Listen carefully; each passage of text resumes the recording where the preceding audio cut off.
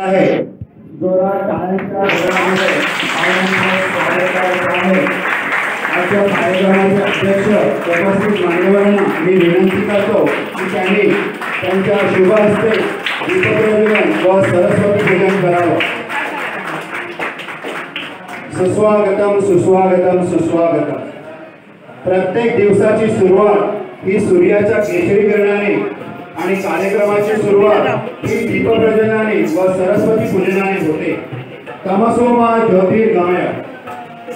अंधकाराकडून प्रकाशाकडे घेऊन जाणाऱ्या तेजाच्या पूजनाला भारतीय संस्कृतीत असाधारण असं महत्त्व आहे। तेव्हा श्रोते हो, दीपप्रज्वलनातून आपण अज्ञानाच्या अंधकारातून ज्ञानाच्या प्रकाशाकडे घेऊन जाण्याची प्रार्थना या सरस्वतीकडे करूया। मान्यवर सरस्वती पूजन व दीपप्रज्वलन करत आहे। सर्वांचं पुन्हा एकदा स्वागत।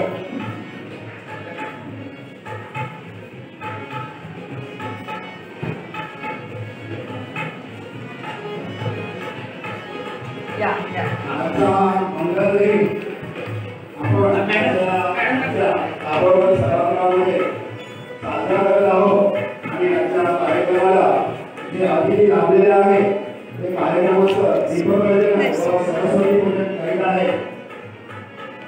सर्वांनी पुन्हा एकदा जोरात टाळ्या वाजवून आपण स्वागत करायचे आहे।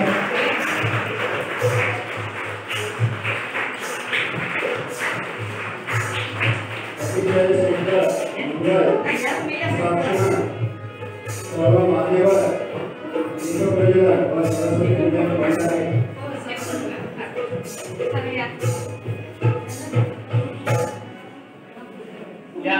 सर्वांनी बसून घ्यायचं आहे।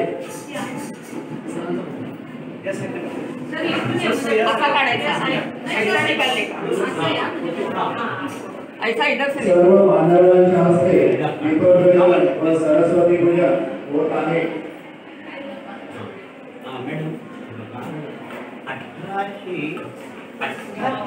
मागच्या महिन्यामध्ये आपण मराठी भाषा पंधरवडा साजरा केला होता। 14 जानेवारी ते 28 जानेवारी या कालावधीमध्ये आपण मराठी भाषा पंधरवडा साजरा केला होता आणि त्याची काही क्षणचित्र त्याची छायाचित्र आम्ही लावलेली आहेत। पाहुणे पाहुण्याला विनंती करतो त्यांनी जरूर पाहावं। मालगुंडला लावले सर्व मान्यवरांच्या हस्ते दीपप्रज्वलन व सरस्वती पूजन झालेलं आहे। हे 15 साजरा करते। गेल्या वर्षापूर्वी कारण आमच्याकडे 22 बालकुमार साहित्योत्सव झाले आणि हे ज्यावेळी त्यांना कळलं तेव्हा आपलं हे कोण करेल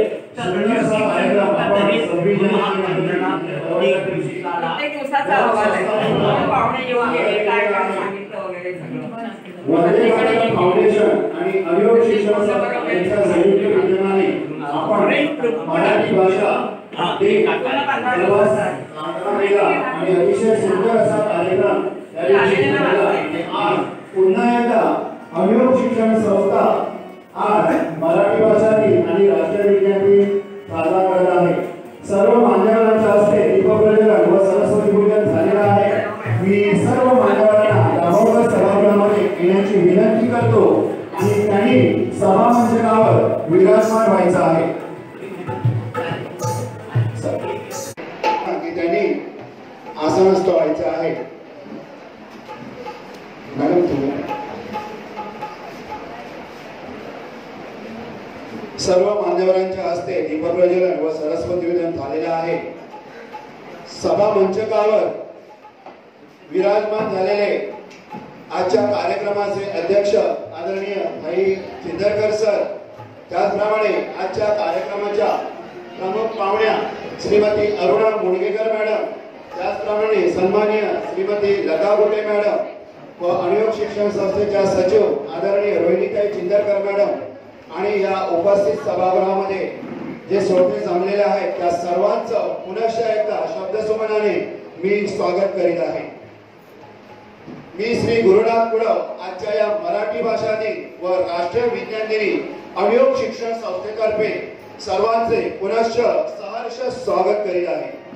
आज आपण इथे सर्वजण मराठी भाषा दिन व राष्ट्रीय विज्ञान दिन साजरा करण्यासाठी जमलो आहोत. सर्वप्रथम सर्वांना मराठी भाषा दिनाच्या व राष्ट्रीय विज्ञान दिनाच्या हार्दिक हार्दिक शुभेच्छा. महाराष्ट्राचे आराध्य दैवत छत्रपती शिवाजी महाराजांनी नेहमीच मराठी संस्कृतीचे आणि मराठी भाषेचे रक्षण केले आहे. आज या क्षणी महाराष्ट्राच्या प्रसिद्ध कवयित्री शांता शेळके यांच्या 2 ओळी मला आठवतात. त्या म्हणजे स्वराज तोरण चढे गरजती तोफांचे चौघडे मराठी पाऊल पडते पुढे मराठी पाऊल पडते पुढे स्वराज तोरण चढे गरजती तोफांचे चौघडे मराठी पाऊल पडते पुढे मराठी पाऊल पडते पुढे. हे शब्द ऐकल्यावर प्रत्येक मराठी माणसाला आपण मराठी असल्याचा अभिमान वाटतो. अशा प्रकारचे हे शब्द आज 28 फेब्रुवारी अर्थात भारत मातेचा महान सुपुत्र डॉक्टर चंद्रशेखर वेंकट रमण यांनी आजच्या दिवशी प्रकाश किरणांच्या संशोधन नोबेल पुरस्कार मिळवला. म्हणूनच आपण हा दिवस राष्ट्रीय विज्ञान दिन म्हणून साजरा करतो. आणि 27 फेब्रुवारी अर्थातच कालचा दिवस म्हणजे महाराष्ट्राचा सुपुत्र ज्येष्ठ कविवर्य श्री विष्णू वामन शिरवाडकर उर्फ कुसुमाग्रज यांचा जन्मदिवस मराठी भाषा दिन म्हणून आपण साजरा करत आहोत. या दोन्ही सुपुत्रांनी आपापल्या क्षेत्रामध्ये महान असं कार्य केलेलं आहे आणि आज आपण अनियोगच्या दाभोळकर सभागृहामध्ये हे दोन्ही कार्यक्रम आपण एकत्रितरित्या साजरे करत आहोत. गाऊया गीत स्वागताचे मंगल तोरण हे शब्दांचे अर्थातच स्वागत गीत. मी अनियोगच्या गमभन टीम व विद्यार्थ्यांना विनंती करतो की त्यांनी आजच्या या मान्यवरांचे स्वागत गीताने स्वागत करावे.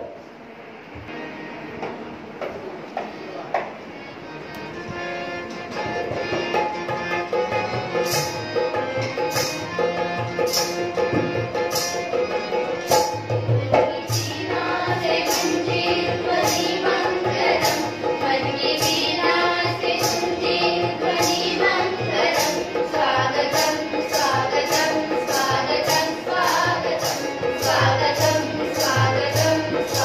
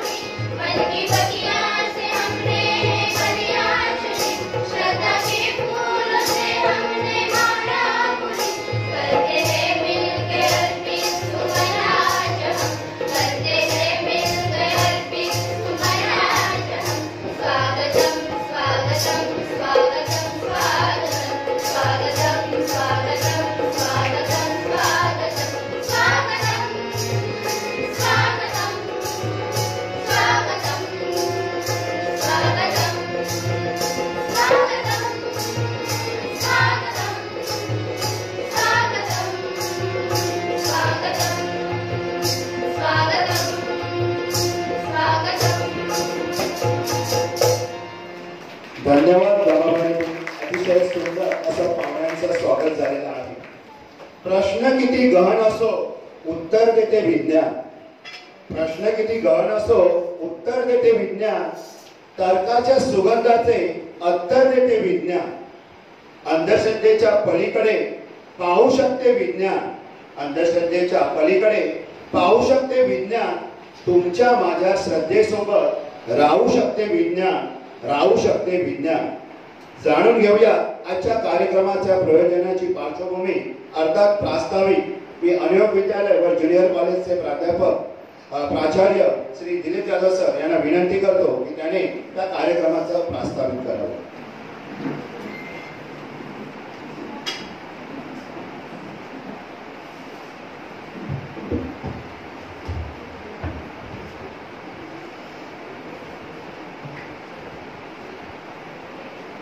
व्यासपीठावरील सन्माननीय अध्यक्ष, आदरणीय संस्थापक, राष्ट्रीय पुरस्कार प्राप्त प्राचार्य भाई चिंदरकर सर, आजच्या कार्यक्रमाच्या प्रमुख अतिथी सन्माननीय अरुणा मुनगेकर मॅडम, सदस्य मराठी विज्ञान परिषद मुंबई, लता गुडे मॅडम, थोर साहित्यिका, सन्माननीय आणि आदरणीय रोहिणीताई चंद्रकर मॅडम, सचिव अनुयोग शिक्षण संस्था. मित्रहो, अनुयोगच्या कर्मभूमीमध्ये आपण बसलेला आहात. सांगताना अत्यंत आनंद होतो की व्ही.एम. नाईक या एका दानशूर व्यक्तीने, समाजप्रिय व्यक्तीने अगदी अल्प कमी दरामध्ये सन्माननीय चिंदकर सरांना ही भूमी दान केली की जेणेकरून आमच्या विभागातील गोरगरिबांना शिक्षणाची दारे खुली व्हावी. आणि त्याचं खऱ्या अर्थानं सोनं 1979 साली ज्या वेळेला सदानंदजी वर्दे यांनी सामुदानासह अनुयोग शिक्षण संस्था संचालित अनुयोग विद्यालयाला ज्याला परवानगी दिली त्या दिवशी झालं. आणि याच गटारामध्ये एक वटवृक्ष उभा राहिला आणि आज आपण त्याच वटवृक्षाच्या प्रगत दाभोळकर सभागृहामध्ये आपण बसलेलो आहोत. या अनुयोग शिक्षण संस्थेचं एक मोठं भाग्य आहे. ज्यांनी वेदातील गणपतीवर पीएचडी केली अशा प्रकारचे आमचे अध्यक्ष आम्हाला लाभले, शहापूरकर सर. आणि थोर ज्ञानेश्वरीचे अभ्यासक ज्या सभागृहामध्ये आपण बसणार त्यांच्या या वडिलांचं नाव आहे ते प्रगत दाभोळकर सर. एकही रुपया या वास्तू शास्त्रज्ञाने वास्तुविशारदाने न घेता टोळीच्या इमारत उभी केली, उलट या संस्थेला दान दिली. अशा दानशूर व्यक्तीच्याही अध्यक्षपदाचा मान या संस्थेला मिळाला. बघता बघता 1990-91 साली ज्युनियर कॉलेजची स्थापना झाली. आणि काय कोणाशा अनुयोग विद्यालयाचं हे संपूर्ण यश पाहता 10,000ची इन्सेंटिव्ह ग्रांट याच आमच्या गरीब वस्तीतील विद्यालयाला मिळाली. हे मोठं आमचं भाग्य समजावं. महाराष्ट्र शासनाचं साक्षरतेचं प्रथम क्रमांकाचं बक्षीस मिळवणारी शाळा म्हणजे अनुयोग विद्यालय आणि ज्युनियर कॉलेज. विद्यार्थी मित्र, या मातीनं या भूमीनं अनेक संत आणि मंत्र होते. 22 बालकुमार साहित्योत्सव साजरी करणारी अखंड महाराष्ट्रातील एकमेव शाळा असेल हे छातीठोकपणे आम्ही अभिमानाने सांगू शकतो. आणि मी परदेशापर्यंत पोहोचलो. थोर नाटककार रत्नाकर मतकरी यांनी आम्हाला एक पायंडा घालून दिला. अध्यक्ष असतील ते विद्यार्थी, निवेदन करतील ते विद्यार्थी, आभार मानतील ते विद्यार्थी आणि प्रत्येक कार्यक्रमामध्ये हिरण भाग घेतील ते विद्यार्थी. त्यांचा पायंडा मी पुढे नेला आणि या कार्यक्रमाला डॉक्टर स्नेहलता देशमुख, डॉक्टर जयंत नारळीकर असे अनेक दिग्गज साहित्यिक लाभले. 22 बालकुमार साहित्योत्सवाला 22 प्रकारचे दिग्गज साहित्यिक लाभले. कोणत्या कॉलेजला लाभले नसतील याच मुलाने आमच्या याची डोळा या साहित्यिकांना पाहिलं. अशा प्रकारची आमची कर्मभूमी आहे. 22 बालकुमार साहित्योत्सव आणि 22 विज्ञानाची पारितोषिक मिळवणारी एचवाड मधली ही एकमेव विद्यालय आहे.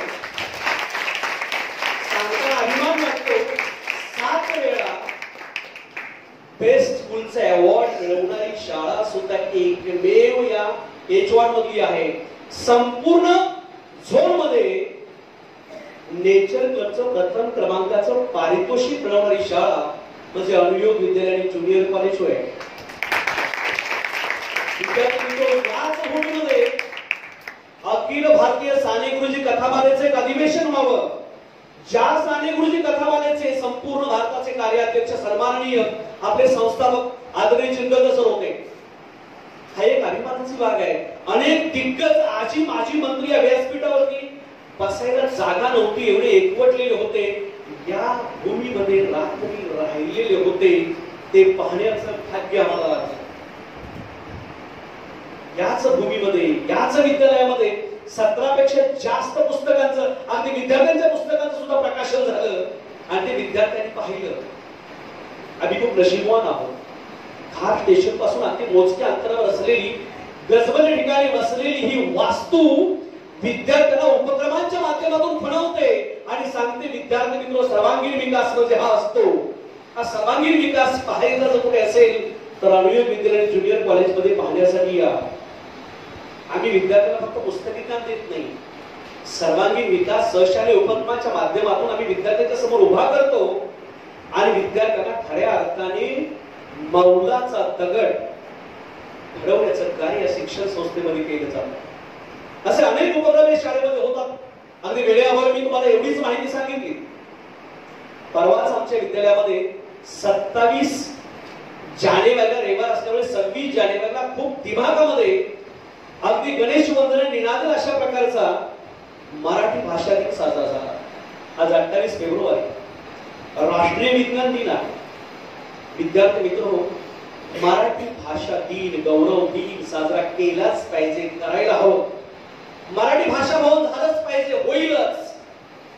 मराठी राष्ट्रभाषा व्हायला पाहिजे, होईलच. मराठी मायभाषा आहे, मातृभाषा आहे, राजभाषा आहे, राष्ट्रभाषा झाली पाहिजे.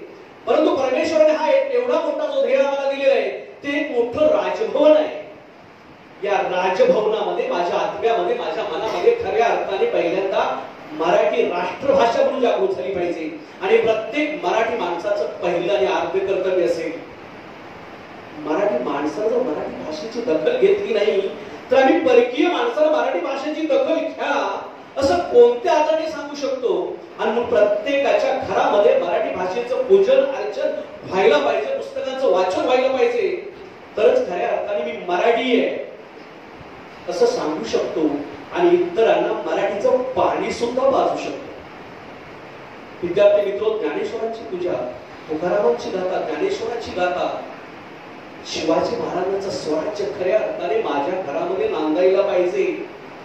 तरच समाजामध्ये नांदेल, तरच माझ्या भारतामध्ये नांदेल, तरच या जगामध्ये नांदवण्यासाठी मी प्रतिज्ञा वाहीन.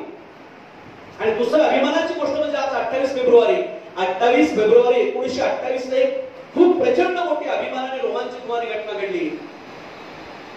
Doctor C.V. रामन यांच्या रामन परिणाम या नोबेल पारितोषिक विजेत्या ग्रंथाचा दखल घेतली गेली, जगाने दखल घेतली. मॅडम तुम्हाला इतरही माहिती सांगते की प्रत्येक प्रकारच्या पदार्थामध्ये विशिष्ट प्रकारचे कण असतात, ते विशिष्ट प्रकारचे कण पावतात आणि त्याच्यावरून सुद्धा त्या प्रकाशाच्या माध्यमातून सुद्धा प्रकाशाचं विकिरण होतं हे दाखवण्याचं पहिलं काम आमच्या तुमच्या माझ्या हृदयातील भारताच्या C.V. रामन यांनी केलं आणि जगाने अलौकिक असलेला प्रयोग दाखवला. विद्यार्थी मित्र, मी काय सर्व सांगत नाही. आमच्या उंगेकर मॅडम खास तुमच्याशी बातचीत करणार आहे. आमच्या डोळ्यांनी द्राक्षावरची कीटकनाशक दिसू शकतात, सफरचंदावरती कीटकनाशक दिसू शकतात, पण सर्व पदार्थावरती असलेली कीटकनाशक दिसू शकत नाही. हे दाखवण्याचं काम या रामन इफेक्ट प्रयोगामध्ये जो अगदी खुबीने केलेलं आहे. आणि या प्रयोगाला संपूर्ण जगामध्ये जेव्हा मान्यता मिळाली तेव्हा आमचं ऊर भरून आले आणि त्याच अवलियाची, त्याच भारतीयाची 28 फेब्रुवारीच्या निमित्ताने मी आठवण करीत आहोत. आणि हा राष्ट्रीय विज्ञान दिन माझ्या घरामध्ये, माझ्या घराघरामध्ये, माझ्या मनामध्ये, माझ्या समाजामध्ये, माझ्या विद्यालयामध्ये, राज्यामध्ये, राष्ट्रामध्ये सादर झाला पाहिजे. आम्हाला त्याचा अभिमान असला पाहिजे. एवढे बोलून मी माझे वाटलेले शब्द संपवतो. जय जय महाराष्ट्र. धन्यवाद.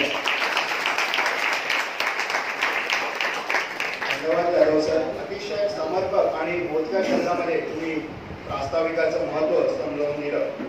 यानंतर आजच्या कार्यक्रमाचे जे मान्यवर पाहुणे आहेत त्यांचा परिचय आणि सत्कार करण्यासाठी मी आपल्या शाळेचे पर्यवेक्षक श्री करवंदे सर यांना विनंती करतो की पाहुण्यांचा परिचय आणि त्यांचा सत्कार करा. आदरणीय करवंदे सर.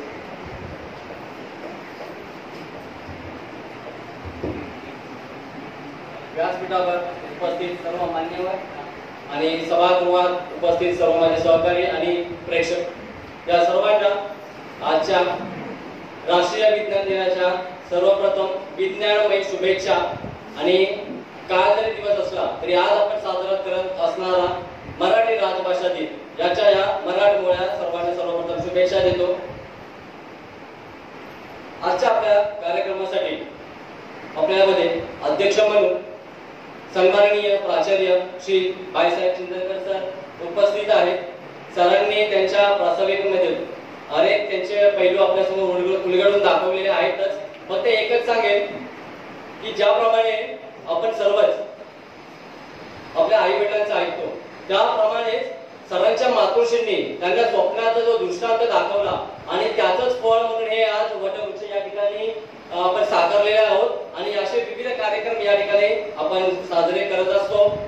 तर मी जास्त काही बोलणार नाही. मी सरांचं स्वागत करण्यासाठी आपल्या अनुयोग विद्यालय आणि कनिष्ठ महाविद्यालयाचे प्राचार्य श्री जाधव सर यांना विनंती करतो की सरांनी आपल्या अध्यक्षांचं जोरदार असं स्वागत करावं.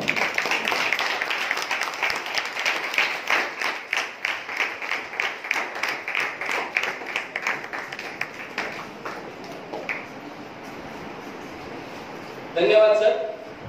त्याचबरोबर आपण आज मराठी राजभाषा दिवस सुद्धा साजरा करत आहोत. तर मी एक म्हणेन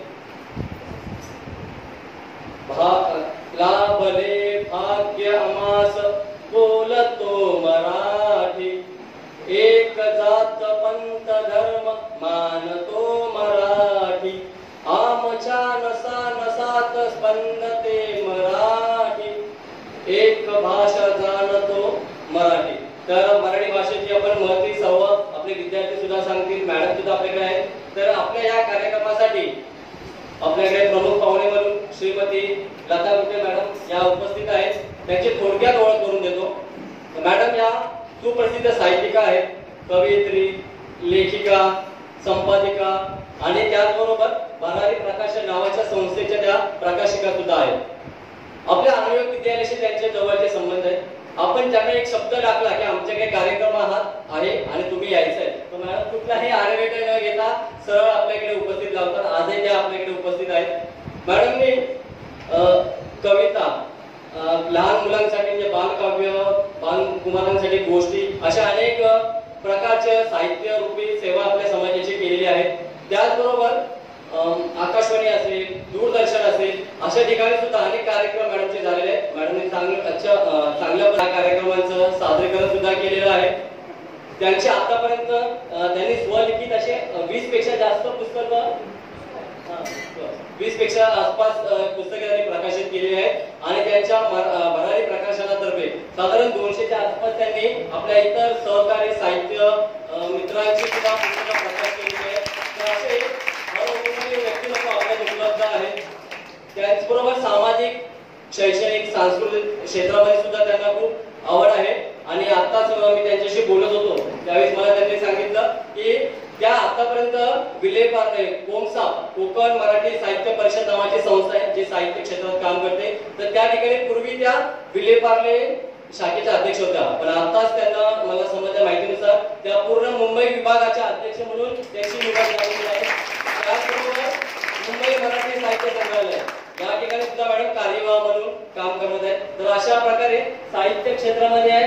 मॅडमचं नाव उज्ज्वल आहे, ते अजूनही पुढे उज्ज्वल होईल. तर मी या ठिकाणी आमच्या इंग्रजी माध्यमाच्या प्राथमिक विभागाच्या मुख्याध्यापिका देटके मॅडम यांना विनंती करतो की आपल्या प्रमुख पाहुण्या लता गुटे मॅडम यांचं त्यांनी जोरदार हर्षभरीत असं स्वागत करावं.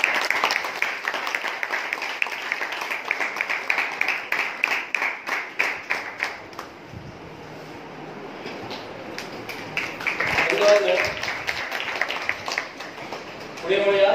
तर म्हणजे आज आम्ही सर्व की आज आपण आपल्या संपूर्ण भारतातच नव्हे तर जगामध्ये सुद्धा ज्या ज्या ठिकाणी भारतीय राहतात तर त्या ठिकाणी हा आपला राष्ट्रीय विज्ञान दिन मोठ्या आनंदात साजरा होत आहे. सरांनी प्रास्ताविक सांगितलं की अनेक संस्था अनेक कार्यक्रम आपल्या या शाळांमध्ये कॉलेजांमध्ये आज होत असतात. तर आपण सुद्धा आपला हा राष्ट्रीय विज्ञान दिन आज साजरा करत आहोत. तर त्या निमित्ताने आपल्याकडे एक अशी वैज्ञानिक क्षेत्रात भरभरून काम करणारी एक तर मी म्हणेन की फक्त विज्ञान शिकवत नाही तर ते विज्ञान प्रसाराचं काम करतात. संपूर्ण आपल्या समाजामध्ये आपण अजूनही बघतो की बऱ्याचशा अंधश्रद्धा दिसून येतात. पण हे सर्व दूर करण्याचं काम जे काही विज्ञानवरती करत असतात त्यापैकीच एक म्हणजे आजच्या आपल्या सन्माननीय पाहुण्या श्रीमती अरुणा मुंगीकर मॅडम यांचं मी स्वागत करतो. मॅडम मी मराठी विज्ञान परिषद म्हणजे आपण आता मराठी दिवस पण साजरा करतोय आणि विज्ञान दिन सुद्धा साजरा करत आहोत. तर हे दोन्ही शब्द ज्यामध्ये येतात ते मराठी विज्ञान परिषद अशा या संस्थेमध्ये मॅडम कार्यरत आहेत. मॅडम या मराठी विज्ञान परिषदेच्या कार्यकारी मंडळामध्ये काम करतात, सदस्य आहेत, स्थायी समितीमध्ये सदस्य म्हणून काम करत आहेत. तर हे का असतं तर याचा अर्थ की जे काही विज्ञान आपल्याला माहिती आहे ते आपण पोहोचवलं पाहिजे सर्वांपर्यंत आणि हे पोहोचवण्यासाठी वेगवेगळे कार्यक्रम आयोजित करणं, अनेक शास्त्रज्ञांच्या भेटी घेणं, त्या शास्त्रज्ञांना आपल्या विद्यार्थ्यांपर्यंत शिक्षकांपर्यंत पोहोचवणं, त्यांचे विचार आपल्यापर्यंत मांडणं आणि हे सगळं करण्याचा जो काही खटाटोप करत असतात तर यामध्ये मॅडमचा खूप मोलाचा वाटा आहे. त्याबद्दल सुद्धा मी मॅडमचं कौतुक करतो. त्याचबरोबर मॅडम सामाजिक क्षेत्रामध्ये खूप अग्रेसर आहे. म्हणजे सदानंद महिला आश्रम नावाची संस्था आहे जी मुलींसाठी काम करते. तर त्या ठिकाणी सुद्धा मॅडम 11वी 12वी या आपल्या विद्यार्थिनी आहेत त्यांना मार्गदर्शन करत असतात. दादर येथे वनिता समाज नावाची एक संस्था आहे. तर या वनिता समाज संस्थेतर्फे सुद्धा मॅडम अनेक ठिकाणी सामाजिक उपयोगी कार्यक्रम करत असतात. अनेक वेगवेगळ्या संस्था आहेत, अनेक आपल्या जे काही दुर्गम भाग आहे तिथपर्यंत आपण पोहोचू शकत नाही तिथपर्यंत मॅडम पोहोचतात आणि वेगवेगळ्या प्रकारे सेवा करतात. त्यांच्या काही मदत त्यांना करतात, वस्तुरूपी त्यांना आपण सहाय्य करत असतो. तर अशा अनेक क्षेत्रामध्ये मॅडम आहेत. एवढं करत असताना विज्ञानासाठी काय करतात तर त्या म्हणजे आपल्या सर्वसामान्य विद्यार्थ्यांसाठी विज्ञानातून विज्ञानाची व्याख्यानं देणं, काही प्रयोग दिग्दर्शन करणं हे काम पण होतच आहे, करतात. म्हणजे ते फक्त अरेंजच करत नाही, स्वतःहून देतात. त्याचबरोबर 8 कर्णबधिर मुलांच्या शाळा आहेत आणि एक अंधशाळा दादरला कमला मेहता. तर या शाळेमध्ये सुद्धा मॅडम तिथे जाऊन विज्ञानाबद्दल त्याचे व्याख्यान आयोजित केलेले असतात, प्रात्यक्षिक सुद्धा सादर करतात. आणि आज आपल्या समोर सुद्धा मॅडम काही आपल्या विज्ञानाच्या शब्दरूपी विज्ञानाचा जो काही सामर्थ्य आहे ते आपल्या समोर उलगडून दाखवतील, आपल्याला सुद्धा त्या विज्ञानाच्या दुनियेत घेऊन जातील. मी पुन्हा एकदा देशके मॅडमांना विनंती करतो की आमच्या या अशा विज्ञानामध्ये प्रचाराचं काम करणाऱ्या अरुणा मुंगीकर मॅडम यांचं त्यांनी जोरदार स्वागत करावं.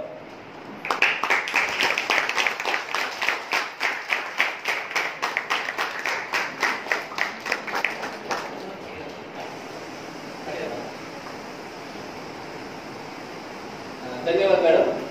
फक्त एक आठवण इथे सांगतो की मराठी विज्ञान परिषद खरं म्हणजे आपल्या विद्यार्थ्यांना माहितीच असलं पाहिजे की आपण बऱ्याचदा आपल्या शाळेमध्ये एक ट्रिप काढत असतो 6वी ते 8वीच्या मुलांसाठी की नेहरू सायन्स सेंटर. म्हणजे बऱ्याच विद्यार्थ्यांना आपल्याला माहिती आहे पण आता या 2 वर्षामध्ये आपण जाऊ शकलो नाही. तर दरवर्षी आपले एक नेहरू विज्ञान केंद्रामध्ये सहल आयोजित केली जाते. त्या ठिकाणी आपल्याला खूप असे विज्ञानातले गमती जमती प्रयोग ते स्वतः आपण हाताळू शकतो, करायला मिळतात. आपण तिथे कार्यक्रम बघू शकतो. त्याच प्रकारचं हे मराठी विज्ञान परिषद आहे. त्यांच्यातर्फे अनेक कार्यक्रम आयोजित केले जातात. तर आपले विद्यार्थी सुद्धा नेहमीच इथे सहभागी होतात. कालच आपण मुलाखत होती एक शास्त्राचा किस्सा आपल्याला सांगायचा होता. आम्हाला कळालं त्याबरोबर आम्ही आमचे काही विद्यार्थी तयार केले पण त्यांना सुद्धा सहभाग घेतला. तर मी एक आठवण सांगेन की मी ज्यावेळेस नुकताच शाळेमध्ये लागलो होतो आणि त्यावेळेस मराठी विज्ञान परिषदेतर्फे शास्त्रज्ञांशी गप्पा नावाचा एक कार्यक्रम आयोजित केला होता आणि काही प्रश्न शालेय विद्यार्थ्यांनी संस्थेकडे पाठवायचे होते. तर मी आणि त्या वेळची एक विद्यार्थिनी 9वी मध्ये असणारी विचारे जी आपल्या शाळेतून सर्वप्रथम आली होती 10वी मध्ये. तर ती आणि आम्ही असं डिस्कस केलं, जाधव सर होते, बाकी विद्यार्थी शिक्षक सर्व होते आणि काही प्रश्न आम्ही काढलेले आणि ते प्रश्न आम्ही त्यांच्याकडे पाठवलेले. आणि लकीली सांगते की आमची सुद्धा या कार्यक्रमासाठी निवड झाली होती आणि ती विचारे आणि मी आम्हाला दोघांना दूरदर्शनवर हा लाईव्ह कार्यक्रम होता आणि त्यामध्ये सहभाग घेण्याची संधी मिळाली होती. तर मराठी विज्ञान परिषदेचे हे आभार मी आज मानतो आणि पुढे जातो. त्याचबरोबर आपल्या व्यासपीठावर उपस्थित असणाऱ्या अजून एक आपल्या पाहुण्या आहेत. मग पाहुण्या म्हणण्यापेक्षा आपल्या घरच्या आणि एक प्रकारे आपल्या संपूर्ण घराला सांभाळून ठेवणाऱ्या अशा आपल्या अनुयोग शिक्षण संस्थेच्या सचिव रोहिणी चिंदरकर मॅडम. नंतर हात केला मला वाटतं तर यांचं सुद्धा मी इथे जोरदार स्वागत करतो. जसं आपण ऐकलं की आपण हा वटवृक्ष तयार केलेला आहे, पण वटवृक्ष तयार होत असताना त्यांना मुळांना खत पाणी घालणं, पाणी देणं, इतर जी काही निगा करायची असते ती निगा सुद्धा सर्वांच्या जोडीने एक वेळ जरांपेक्षा जास्तच आपण म्हणता येईल, कारण त्यांना घर पण सांभाळायचं होतं, शाळा सुद्धा सांभाळायची होती आणि मॅडम शाळेमध्ये मुख्याध्यापिका होत्या. तर असे सर्व कामं करत असून सुद्धा मॅडमने तितक्याच जोरदारपणे सरांना साथ दिली आणि हे आपलं वटवृक्ष आपण इथे निर्माण केलेलं आहे. मॅडम आज सचिव आहेत. यापूर्वी त्यांनी सीईओ आणि आपल्या मराठी माध्यमाच्या मुख्याध्यापिका म्हणून काम केलेलं आहे. संपूर्ण इंग्रजी माध्यम मॅडम सांभाळत असतात. तर मी पुन्हा एकदा राजा मॅडमना विनंती करतो की त्यांनी आपल्या मॅडमचं पुष्प देऊन स्वागत करावं.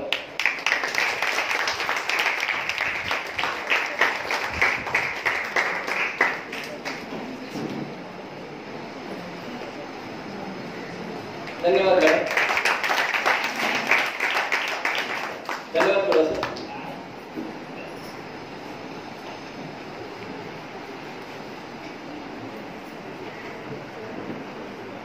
धन्यवाद करवंदे सरांनी अतिशय सुंदर असं पाहुण्यांचा परिचय करून दिलेला आहे. त्यात थोडंसं मी ऍड करतो की आजच्या कार्यक्रमाचे ज्या प्रमुख पाहुणे आहेत, गुटे मॅडम, मला वाटतं काल मराठी भाषा दिनाचा कार्यक्रम होता बोरवलीला आणि मला वाटतं त्या कार्यक्रमाला मॅडम पाहुण्या म्हणून उपस्थित होत्या. तो कार्यक्रम संध्याकाळी 6 वाजता होता. थोडासा मला बघण्याचा संधी मला मिळाली, त्याबद्दल धन्यवाद मॅडम.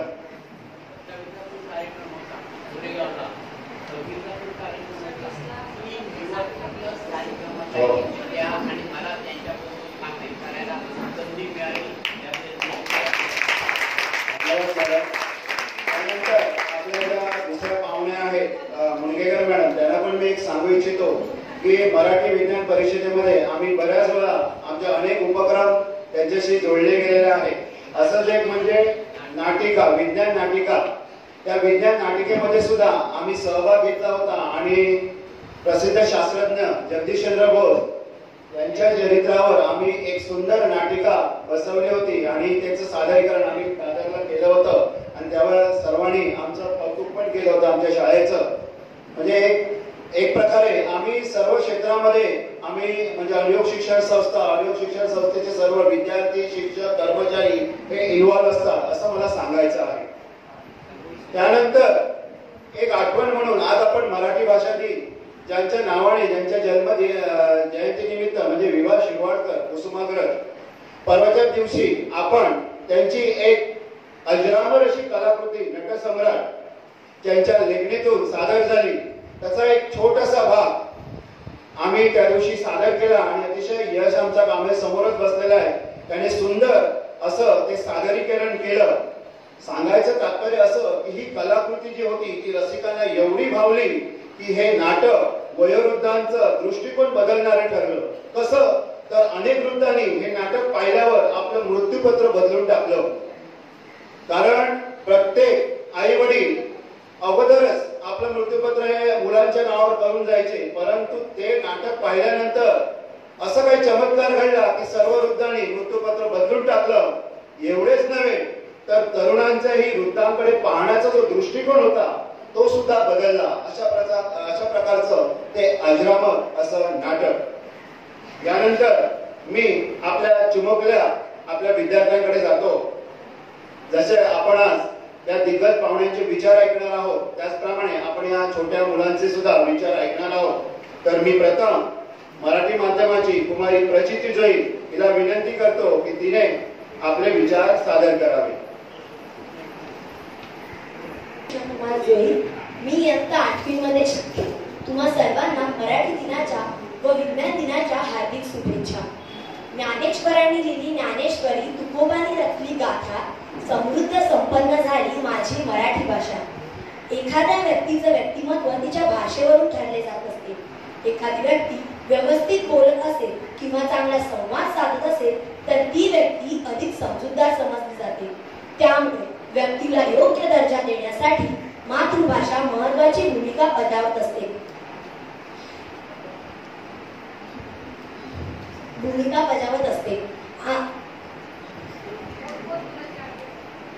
मी माझ्या दैनंदिन जीवनात मराठी भाषेचा वापर करते. अमृताहुनी गोड माझी मराठी भाषा असा उल्लेख आपल्याला अनेक अंगांनी पाहायला मिळतो. महाराष्ट्रात राहणाऱ्या प्रत्येक व्यक्तीला आपल्या आईप्रमाणे जवळची वाटणारी आपली मातृभाषा मला खूप प्रिय आहे. सुरुवातीच्या काळात अनेक संतांनी लिहिलेले ग्रंथ, अभंग, कथा, कादंबऱ्या या सर्वांमुळे मराठी भाषेत अधिक आमूलाग्र बदल घडत चालला आहे. महाराष्ट्रात राहणाऱ्या प्रत्येक व्यक्तीला मराठी भाषा येणे आता शक्य झाले आहे. महाराष्ट्राची शान म्हणजे मराठी भाषा. महाराष्ट्रात दरवर्षी 27 फेब्रुवारी या दिवशी मराठी भाषा दिन साजरा केला जातो. मराठी भाषेचे वर्णन करीत कवी कुसुमाग्रज म्हणतात की लाभले आम्हास भाग्य बोलतो मराठी, जाहलो खरेच धन्य ऐकतो मराठी. इतर भाषेचा द्वेष मुळीच करू नका, पण आपल्या मराठी भाषेचा सन्मान झालाच पाहिजे. आपण मराठी भाषा गौरव दिन साजरा करतोय खरा, पण मराठी टिकावी, मराठी भाषेची किंमत वाढवावी यासाठी आपण कोणते प्रयत्न करत आहोत याचा विचार करणे आवश्यक आहे. आपण प्रत्येकाने ठरविले पाहिजे जास्तीत जास्त वेळा मराठी भाषेचा वापर मी माझ्या दैनंदिन व्यवहारात करेन. आपण दिवसभरात शेकडो वेळा फोन घेताना करताना हॅलो ऐवजी नमस्कार नाही का बोलू शकत? SMS करताना मराठी शब्दाचा वापर नाही का करू शकत? आपण इंग्रजी, हिंदी चित्रपट पाहण्याबरोबर मराठी चित्रपट पाहून मराठी कलाकारांचे आणि मराठी भाषेचे प्रोत्साहन नाही का वाढू शकत? आपण मराठी बोलूनही आपले काम होत असेल तर आपण हमखास मराठी बोलून आपण मराठीची किंमत नाही का वाढू शकत? हे आपण नक्कीच करू शकतो. आपण मराठी टिकावी यासाठी सरकारचे किंवा राजकीय गटाचे काम नव्हे, तर हे आपल्या प्रत्येक मराठी माणसाचे काम आहे. चला तर मग मराठी भाषेचे संवर्धन करू, मराठी शाळा, मराठी भाषा टिकवू. मला माझी मातृभाषा खूप प्रिय आहे. मला माझ्या मातृभाषेचा अभिमान आहे. घासल्याशिवाय धार नाही तलवारीच्या पातीला, घासल्याशिवाय धार नाही तलवारीच्या पातीला, मराठी शिवाय अर्थ नाही महाराष्ट्राच्या मातीला, महाराष्ट्राच्या मातीला. छान प्रतीचे, अतिशय सुंदर असे तुझे विचार. त्यानंतर इंग्रजी माध्यमाची गुणी विद्यार्थिनी कुमारी धनश्री काटकर, तिला मी विनंती करतो की तिने आपलं मनोगत विचार आपल्या समोर मांडावे. धनश्री काटकर. नमस्कार, मी धनश्री रवींद्र काटकर, इयत्ता 7वीत शिकते. घासल्याशिवाय धार नाही तलवारीच्या पातीला, घासल्याशिवाय धार नाही तलवारीच्या पातीला, मराठी शिवाय अर्थ नाही महाराष्ट्राच्या मातीला, मराठी शिवाय अर्थ नाही महाराष्ट्राच्या मातीला. सन्माननीय व्यासपीठ, मान्यवर गुरुजन वर्ग व येथे उपस्थित सर्वांना माझा नमस्कार. 27 फेब्रुवारी हा दिवस आपण मराठी राज्यभाषा दिन म्हणून मोठ्या उत्साहाने साजरा करीत आहोत. हा दिवस आपण महाराष्ट्राचे ज्येष्ठ कवी, लाडके साहित्यकार, ज्ञानपीठ पुरस्कार विजेते असलेले थोर लेखक, नाटककार वी.वा. शिरवाडकर उर्फ कुसुमाग्रज यांचा जन्मदिवस. कुसुमाग्रजांनी अनेक सरस कथा, कादंबऱ्या, निबंध, नाटक, कविता इत्यादी यांचे कुशल लेखन केले. त्यांची विशाखा ही कादंबरी भारतीय साहित्यातील उत्कृष्ट कार्य व आधुनिक मराठी काव्याचे कायमचे भूषण ठरले आहे. नटसम्राट सारखे अजरामर नाटक कुसुमाग्रजांच्या प्रतिभेची ओळख पटवून देते. मराठी ही सर्वांग सुंदर भाषा आहे. मराठी ही भारतात अधिकृत 22 भाषांपैकी एक भाषा आहे. भारतात सर्वात जास्त बोलली जाणारी मराठी ही 3री भाषा आहे. महाराष्ट्र तसेच गोवा या 2 राज्यांची मराठी ही अधिकृत राज्यभाषा आहे. भविष्यातील पिढीने हा मराठीचा वारसा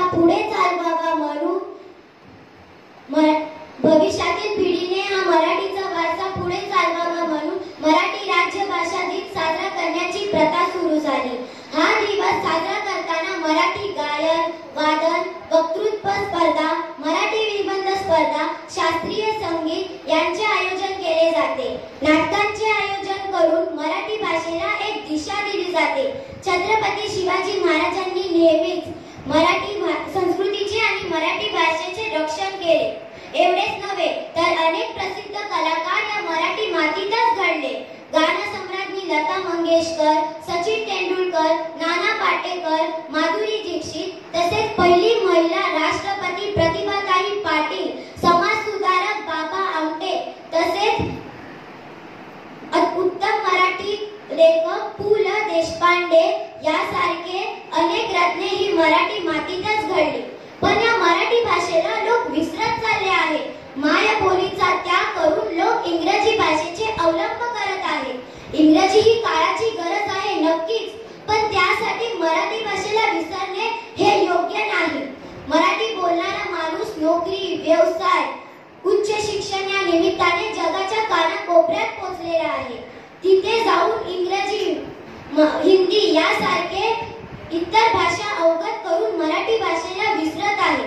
ज्या मायाबोलीत आपण जन्मलो आणि या मायाबोलीने आपल्याला घडविले त्या मायाबोलीचा आपण आदर केला पाहिजे.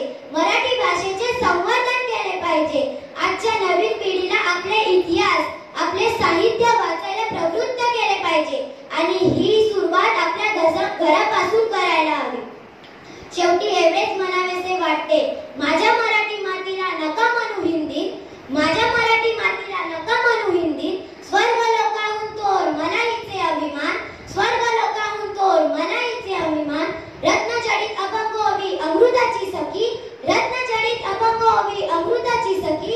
चारी वर्णातून फिरे सरस्वतीची पालखी, चारी वर्णातून फिरे सरस्वतीची पालखी.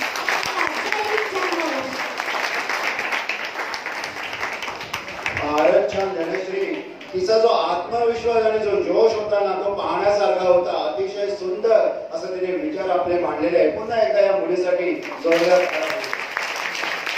त्यानंतर आपल्या संगीत टीमला आणि आमच्या शिक्षकांना विनंती करतो की आज आपण विद्यार्थी आणि शिक्षक मिळून मंगल देशा पवित्र देशा हे गीत सादर करणार आहे. तर मी शिक्षक आणि विद्यार्थ्यांना विनंती करतो की आपल्या मागे जाऊन आपण स्टेजवर उभं राहायचंय शिक्षकांनी मुलांच्या मागे आणि हे गाणं आपण सादर करायचं आहे.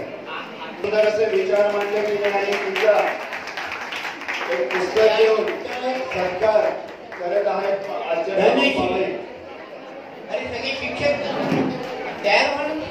त्यानंतर आपली दुसरी आहे धनश्री काटकर, तिचंही अभिनंदन. पुस्तक घेऊन आजच्या पाहुणे करत आहेत. धन्यवाद.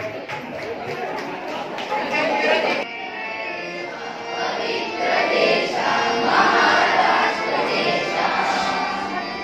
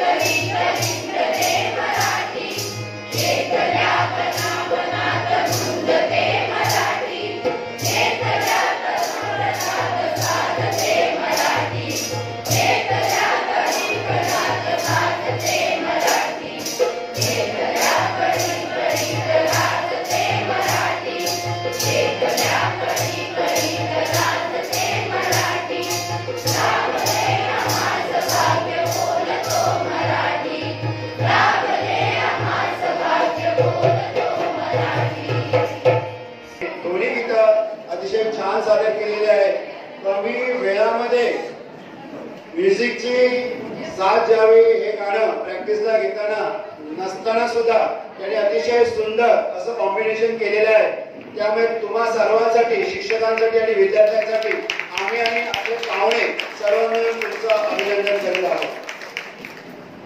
यानंतर आपल्या मराठी माध्यमाची कुमारी भक्ती जमदाडे हे आपले विचार मांडणार आहे. आता आपण मराठी भाषेविषयीचे विचार ऐकले, आता आपण विज्ञानाचे विचार ऐकूया. कुमारी भक्ती जमदाडे. मी आता 7वी मध्ये शिकत आहे. सर्वप्रथम तुम्हा सर्वांना विज्ञान दिनाच्या व मराठी भाषा दिनाच्या खूप खूप शुभेच्छा. आज विज्ञान दिन निमित्त मी एका शास्त्रज्ञाविषयी बोलणार आहे. ते तुम्ही शांत मनाने ऐकून घ्याल अशी मी आशा बाळगते व माझ्या भाषणाला सुरुवात करते. डॉक्टर एपीजे अब्दुल कलाम हे काही नवीन नाव नाही, तर त्यांनी आपल्या देशाचे 11वे राष्ट्रपती म्हणून भारत देशाची सेवा केली. त्यांचा जन्म 15 ऑक्टोबर 1931 रोजी रामेश्वरम, तमिळनाडू येथे झाला. विज्ञानाच्या क्षेत्रात आणि विशेषतः क्षेपणास्त्र आणि रॉकेटच्या कार्यामुळे त्यांना भारताचा मिसाइलमॅन असेही म्हटले जाते. ते एक प्रसिद्ध शास्त्रज्ञ होते. त्यांनी DRDO आणि इस्रो यासारख्या संस्थेमध्ये काम केले. त्यांनी सिद्ध करून दिले की जिद्दी आणि मेहनतीने काहीही साध्य करता येते. ते भारतातील अनेक नेत्यांपैकी एक होते. त्यांचे प्रशंसकही जास्त होते. त्यांचे पूर्ण नाव अबुल पाकीर जैनुलाब्दीन अब्दुल कलाम असे होते. ते अतिशय मेहनती होते. त्यांनी आपल्या आयुष्यात खूप कष्ट केले होते. त्यांचा जन्म मध्यमवर्गीय मुस्लिम कुटुंबात झाला होता. कॉलेजची फी भरण्यासाठी त्यांच्या बहिणीने स्वतःचे दागिने विकले. पदवीचे शिक्षण पूर्ण केल्यानंतर राष्ट्राच्या सेवेसाठी त्यांनी संरक्षण विभागात प्रवेश केला. अणुऊर्जेच्या विकासासाठी काम करणाऱ्या विविध शास्त्रज्ञांपैकी ते एक होते. त्यांनी भारताला जगातील महाशक्तीपैकी एक बनवण्याचे स्वप्न पाहिले.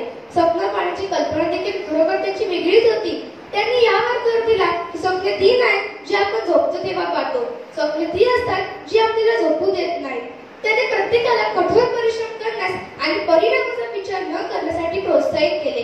त्यांचा विश्वास होता की जर कठोर परिश्रम केले तर त्याचे फळ आपल्याला नक्कीच मिळेल. डॉक्टर कलाम यांनी राष्ट्राच्या हितासाठी काही आत्मनिर्भर प्रयत्न व योगदान देखील दिले. त्यांना 1997 साली भारतरत्न पुरस्काराने सन्मानित करण्यात आले. शिलाँगच्या इन्स्टिट्यूट ऑफ मॅनेजमेंट मध्ये ते भाषण देताना त्यांना हृदयविकाराचा झटका आला व त्यातच त्यांचे निधन झाले. शेवटी मी एवढेच सांगू इच्छिते, जरी आज कलाकार आपल्यात नसतील तरी त्यांची प्रेरणा अजूनही जिवंत आहे. ते उच्च दर्जाचे व्यक्तिमत्व होते ज्यांनी आपल्या राष्ट्राच्या हितासाठी राष्ट्राच्या हितासाठी कार्य केले. त्यांची मी नेहमीच आभारी आहे. धन्यवाद.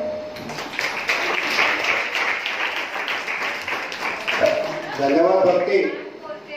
अतिशय सुंदर असं अब्दुल कलाम विषयीचे विचार तू मांडले, त्याबद्दल तुझं कौतुक. यानंतर इंग्रजी माध्यमाची कुमारी तनुश्री सोलंकी हिला मी आपले विचार मांडण्यासाठी आमंत्रित करत आहे. Tanushree Solanki. Respected madam, teachers, sirs, and dignitaries on the dais. My name is Tanushri Ratan Solanki, and today I am going to say a short speech on National Science Day. In 1986, the National Council asked the Government of India to designate 28th February as National Science Day, which then Government of India accepted and declared the day as National Science Day in 1986. The first National Science Day was celebrated on February 28 in 1987. Raman effect is the phenomenon discovered by the eminent physicist while working in the laboratory of the Indian Association in Kolkata. Raman effect is changes in the wavelength of light when the beam of light in the molecule. When a beam of light traverses a dust-free and the light is formed a chemical compound. Most of this light scattered.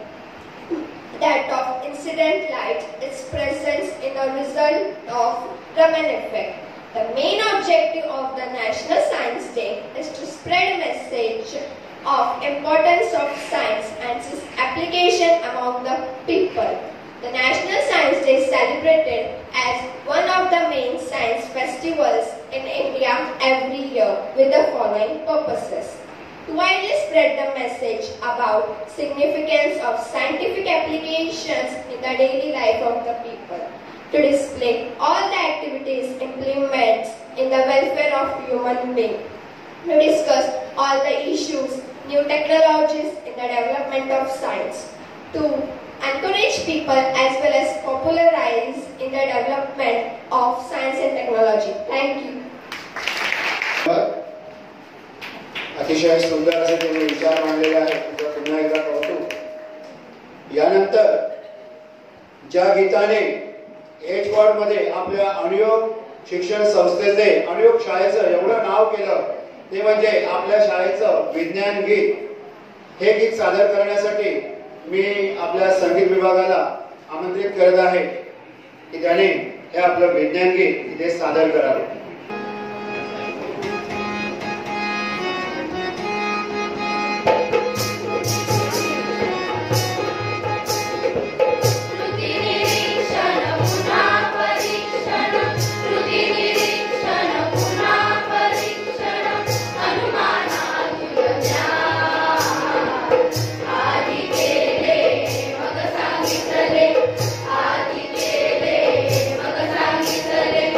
जगिया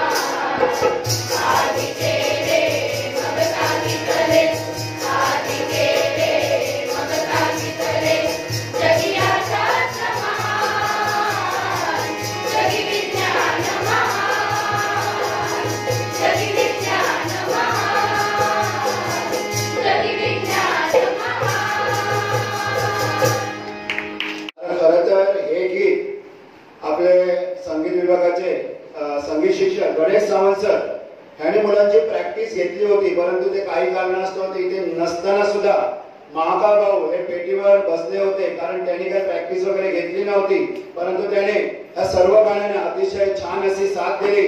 त्याबद्दल महाकाळ भाऊ आणि आपले नवनाथ मुणगेकर यांचं खूप खूप अभिनंदन. आणि अतिशय सुंदर असं हे गीत या विद्यार्थ्यांनी सादर केलं. यानंतर विज्ञानाचे अनेक चमत्कार आहेत आणि त्यापैकी एक मोठा चमत्कार जो आजपर्यंत घडला नव्हता असा चमत्कार म्हणजे झेनो ट्रान्सप्लांट सर्जरी.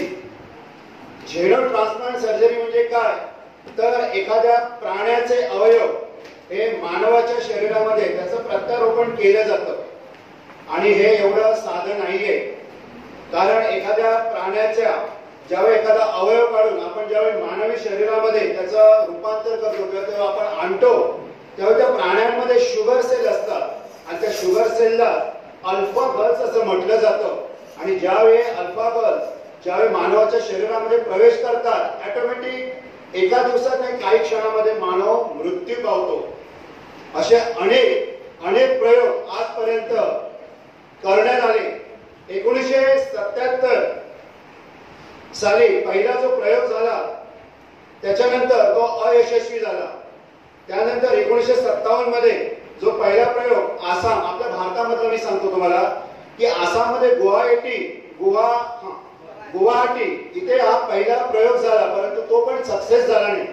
त्यानंतर पुन्हा एक आपल्या भारतीय शास्त्रज्ञाने आपल्या डॉक्टरांनी प्रयत्न केला. तो 1964 मध्ये चिंपांझी माकडाचं हृदय लावण्याचा प्रयत्न केला, तोही 7 दिवसामध्ये मनुष्य दगावला.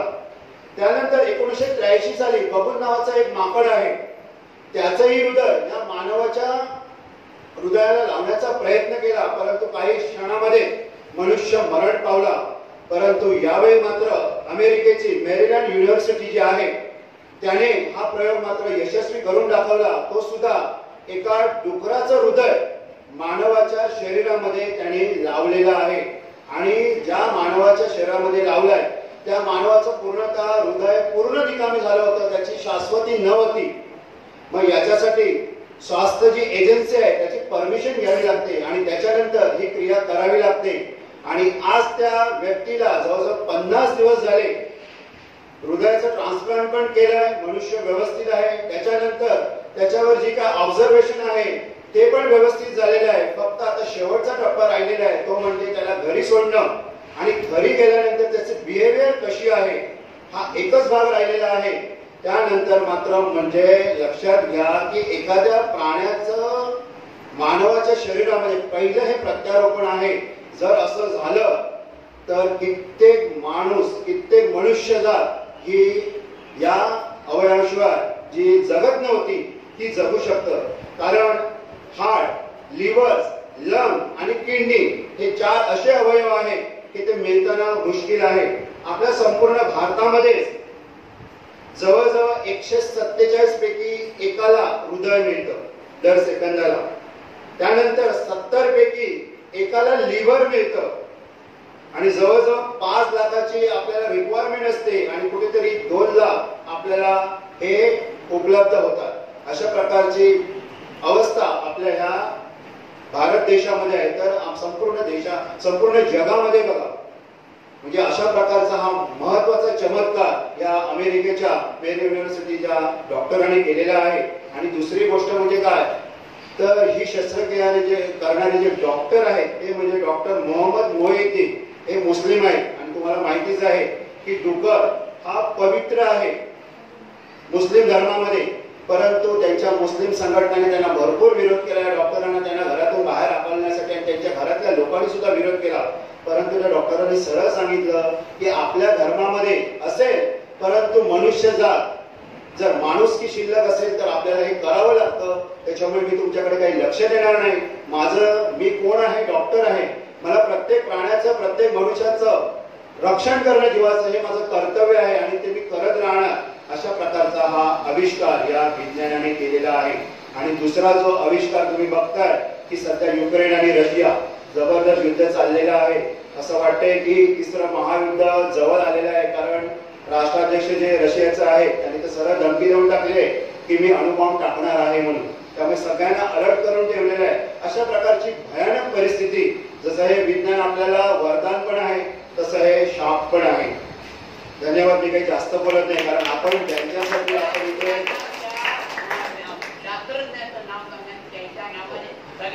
ज्या शास्त्रज्ञांनी ते प्रत्यारोपण केलं त्या डॉक्टरांचं नाव आहे मोहम्मद मोहिउद्दीन. हे पाकिस्तानचे आहे. त्यांनी हे यशस्वी दाखवलंय, त्याबद्दल त्यांचं खूप आभार व्यक्त करूया. त्यानंतर आजच्या कार्यक्रमाचे प्रमुख पाहुण्या ज्यांच्यासाठी आपण इथे जमलेलो आहोत, त्यांचे विचार ऐकण्यासाठी आपण जमलेलो आहोत, त्या प्रमुख पाहुण्यापैकी मी लता गुडे मॅडम यांना विनंती करतो की त्यांनी आपले विचार इथे आमच्या समोर मांडावे. सन्माननीय लता गुडे मॅडम. नमस्कार.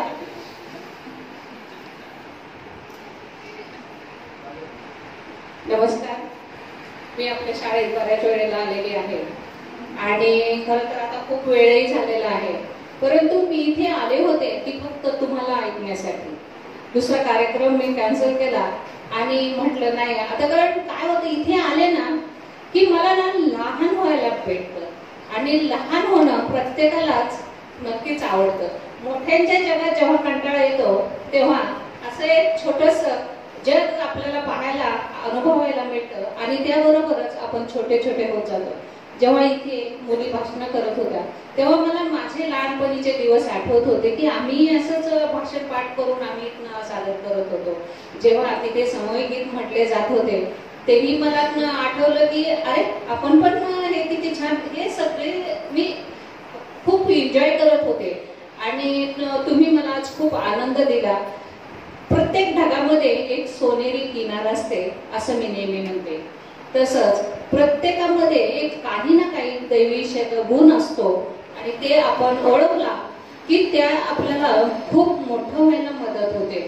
मला लहानपणीपासून मराठी वाचायला, ऐकायला, भाषण ऐकायला खूप आवडत असत. अब्दुल कलामची एक तुमच्या एवढे जेव्हा होते तेव्हाची ती गोष्ट मला सांगावीशी वाटते, कारण आज विज्ञान दिन आणि विज्ञानावर बोलण्यासाठी मॅडम आलेलेच आहेत. तर ते न बोलता मी दुसरे आणखी आवडेल त्यावर बोलू इच्छिते.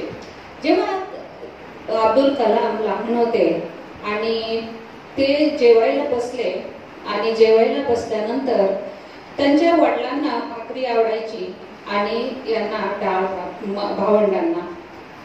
भावंडात सगळे जेवायला बसले आणि आई भाकरी करत होती चुलीवर. आई खूप थकलेली होती आणि तिने वडिलांच्या ताटामध्ये भाकरी आणि आमटी वाढली होती. अब्दुल कलामचं लक्ष त्या भाकरीकडे गेलं आणि त्यांना वाटलं की आता आईला बाबा खूप ओरडतील, त्यामुळे ते आधीच घाबरले. निमूटपणे एकमेकांकडे भावंड पाहत होती तिरप्या नजरेने आणि आपलं जेवण संपवत होती. जेवण झाल्यानंतर परंतु असं काहीच घडलं नाही. बाबा आईवर रागवले नाही. ती करपलेली भाकरी बाबांनी निमूटपणे खाल्ली. नंतर अब्दुल कलामच्या मनात प्रश्न आला, कारण शास्त्रज्ञच शेवटी ते लहानपणीपासून त्यांच्या मनात प्रश्न निर्माण झाले, त्याच्यामुळेच ते मोठे शास्त्रज्ञ होऊ शकले. नंतर बाबाला झोपायच्या वेळेला बाबाच्या खोलीत गेले. तुम्हाला एक विचारायचंय. ते म्हणाले, अरे तुला काय विचारायचंय हे मला माहिती आहे, परंतु आता तू झोप आणि आपण सकाळी या विषयावर बोलू. त्याला जे विचारायचं ते अब्दुल कलामच्या छोट्याशा मनात तसंच राहिलं. ते रात्रभर अस्वस्थ होते, झोपू शकले नाही. दुसऱ्या दिवशी रविवार, सकाळी सुट्टी आणि उठले तेव्हा बाबा शेतावर गेलेले होते. आईला विचारलं, बाबा कुठे आहेत आई? तर ते म्हणाले शेतावर गेले. बाबा शेतावर जाऊन नारळ तोडून आणायचे आणि ते विकायचे. बाबा अब्दुल कलामनी चप्पल न घालताच तशीच शेताकडे धाव घेतली आणि बाबा नारळ तोडत होते, खाली फेकत होते. अब्दुल कलाम वाट पाहत होते, बाबा खाली कधी उतरतील आणि मला माझ्या प्रश्नाचं उत्तर केव्हा मिळेल. शेवटी बाबा खाली उतरले आणि तो अब्दुल कलाम म्हणाले की बाबा मला तुम्हाला विचारायचंय. ते म्हणाले, आता विचार. बाबा, रात्री करपलेली भाकरी तुम्ही निमिटपणे खाल्ली का हो? तुम्ही आईवर रागवलं का नाही? कसे नाही रागवला? तर बाबा म्हणाले, अरे बाळा, आई थकलेली होती, तिने भाकर केली, तेच फार झालं. भाकर करपलेली होती, मला करपलेली भाकर आवडते. खरंच का हो बाबा, तुम्हाला करपलेली भाकर आवडते? बाबा, बाळा, तुला नाही करणार, परंतु एकच तुला सांगतो की माणसाची मन जपायला शिक, त्यांना समजून घ्यायला शिक. जेव्हा तू माणसांना समजून घ्यायला शिकशील, त्यांची मनस तुला समजतील, त्या दिवशी तू मोठा होशील. अब्दुल कलाम नेहमी नंतर मोठे झाल्यानंतर त्यांच्या भाषणामध्ये ही गोष्ट सांगायची. ही गोष्ट खूप सोपी आहे, परंतु तुम्हाला समजून घ्यायला खूप मोठं काळीज लागतं. दुसऱ्याला समजून घेणं एवढी सोपी गोष्ट नसते बाळांना. त्याच्यामुळे आपल्यालाही जेव्हा मोठं व्हायचं असतं तेव्हा इतरांना समजून घ्या. आणि आज इथे मुलं भाषण करत होते, तुम्हालाही वाटत होतं का आपणही भाषण केलं पाहिजे असं? त्यांच्या भाषणाचं कौतुक करा, खूप टाळ्या वाजवा आणि असं मनात ठरवा की मलाही असं बोलता आलं पाहिजे, मलाही गाता आलं पाहिजे. कारण तुमच्यामध्ये प्रत्येकात एक कला दडलेली आहे. मलाही जेव्हा समजलं मी चांगली लिहू शकते, त्यावेळेला मला ती कला समजली आणि मी लिहू लागले. लिहिता लिहिता लेखिका झाले, लेखिका होता होता प्रकाशिका झाले, प्रकाशिकात झाले आणि अनेक संस्थांवर काम करू लागले. यावेळेला मला गेल्या 5 देशांमध्ये मी परदेशात कार्यक्रमाला मला बोलवलं गेलं होतं. आपण जेव्हा इतरांना समजून घेतो ना, त्यावेळेलाच इतर आपल्यालाही समजून घ्यायला लागतात. आणि फक्त आपणच पुढे न जाता सगळ्यांना बरोबर घेऊन जाणं, त्यांचं कौतुक करणं, हे मी शिकले आपल्या चिंदरकर सरांकडून. भाई चिंदरकर हे माझे प्रेरणास्थान आहे. त्यांच्याकडून मी खूप काही शिकले. कारण शिक्षण हे आपण शाळेत फक्त घेतो तेच शिक्षण नसतं, परंतु जे अनुभवातून अनुकरणातून घेतो आपण ते खरं शिक्षण असतं. ताई चिंदरकर मॅडम नेहमी अतिशय शांतपणे न काही बोलता त्या सगळं काही कामं करत असतात. त्यांच्या खूप मोठा तो गुण आहे की दुसऱ्याला समजून घेणं. आज मी याच्यासाठी तुम्हाला सांगते की आपण आजचा भाषा दिन कुसुमाग्रजांच्या नावाने साजरा करतो आहोत. तर कुसुमाग्रज इतके मोठे लेखक का? जेव्हा मी कुसुमाग्रजांच्या कवितांचा अभ्यास करू लागले, त्यांची पुस्तकं वाचू लागले, त्याच्यावर अवलोकन करू लागले, तेव्हा मला मी प्रश्न विचारला की खरंच ह्या कविता फक्त कुसुमाग्रजांनी लिहिल्या म्हणून श्रेष्ठ आहेत का? तर नाही. त्या कविता श्रेष्ठ आहेत त्याच्यातील आशयामुळे, त्याच्यातील प्रतिमांचा वापर केल्यामुळे. फक्त त्या कविता माणसांचं दुःख सांगणारे नाही, तर त्या कविता पुतळ्यांचं पण दुःख व्यक्त करणारे आहेत. कारण कुसुमाग्रज इतरांचं दुःख, वेदना, त्या वेदना त्यांच्या कवितेतून साकार होत होत्या. तर ही एक पुतळ्याची कविता त्यांची मला अतिशय आवडलेली मी आपल्या समोर सादर करते. तर हे पुतळे कोण आहेत? ज्यांनी समस्त मानव जातीच्या कल्याणासाठी काम केलं होतं, ज्यांच्या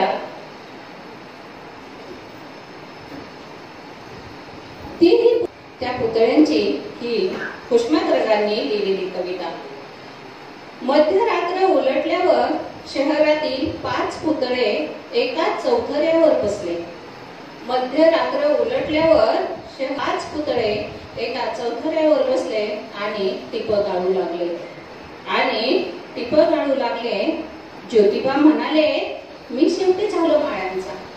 ज्योतिबा म्हणाले, मी शेवटी फक्त झालो माळ्यांचा. शिवाजी राजे म्हणाले, मी फक्त मराठ्यांचा. आंबेडकर म्हणाले, मी फक्त बौद्धांचा. आंबेडकर म्हणाले, मी फक्त बौद्धांचा. टिळक उद्गारले, मी तर फक्त चित्तपावन ब्राह्मणांचा. मी तर फक्त चित्तपावन ब्राह्मणांचा. गांधीजी गळ्यातला गैवत आवरला. गांधीजींनी गळ्यातला गैवर आवरला आणि ते म्हणाले तरी तुम्ही भाग्यवान, तुमच्या बरोबर तुमच्या जाती जमाती तरी आहेत, परंतु माझ्या पाठीमागे फक्त सहकार्य, माझ्या पाठीमागे फक्त सरकारी कचेऱ्यांच्या भिंती, माझ्या पाठीमागे फक्त सरकारी कचेऱ्यांच्या भिंती। यामुळे कुसुमाग्रज ग्रेट कवी झाले, खूप मोठे थोर कवी झाले। त्यांना ज्ञानपीठ पुरस्कारही त्यासाठी मिळाला। जेव्हा आपण दुसऱ्याचं दुःख समजतो, दुसऱ्याच्या वेदना समजतो, त्याच वेळेला आपल्या हृदयातही त्या वेदनेची जी नजर आहे ती पोहोचते आणि आपण कविता ती इतरांना लागू होते। त्यांचं लेखन त्या काळापुरतं नव्हतं, त्या लोकांपुरतं नव्हतं, तर ते कालातीत होतं। आजही पाऊस पडला, पूर आला, घरं वाहून गेले की आपल्याला आठवते ती कुसुमाग्रजांची कविता, कारण ती प्रत्येक काळाला लागू आहे। म्हणून कुसुमाग्रजांच्या कविता खूप श्रेष्ठ आहेत। आणि त्या कवितेत मी जेव्हा त्या कवितेचा अभ्यास करायला लागले त्या कवितेत मला दिसले चिंदरकर सीवर हात ठेवून फक्त लढ म्हणणारे।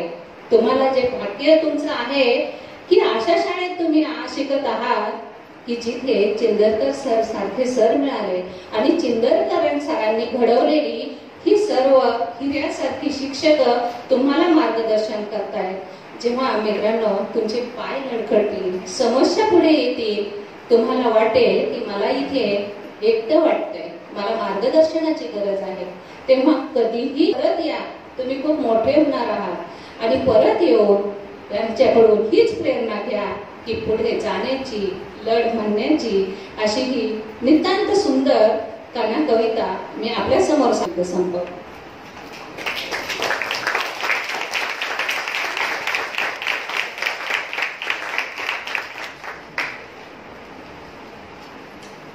ओळखलं का सर मला पावसात आला कोणी, ओळखलं का सर मला पावसात आला कोणी, कपडे होते करदमलेले केसांवरती पाणी, कपडे होते करदमलेले केसांवरती पाणी, क्षणभर बसला नंतर हसला वरती पाहून, क्षणभर बसला नंतर हसला बोलला वरती पाहून, गंगा माई पाहुणी आली गेली घरट्यात राहून, गंगा माई पाहुणी आली गेली घरट्यात राहून, सारखी चार भिंतीत खेळली, माहेर वाशिन पोरी सारखी चार भिंतीत खेळली नाचली, मोकळ्या हाती जाईल कशी फक्त बायको मात्र वाचली, मोकळ्या हाती जाईल कशी फक्त बायको मात्र वाचली, भिंत खचली चूल विजली होते नव्हते ते गेले, भिंत खचली चूल विजली होते नव्हते ते नेले,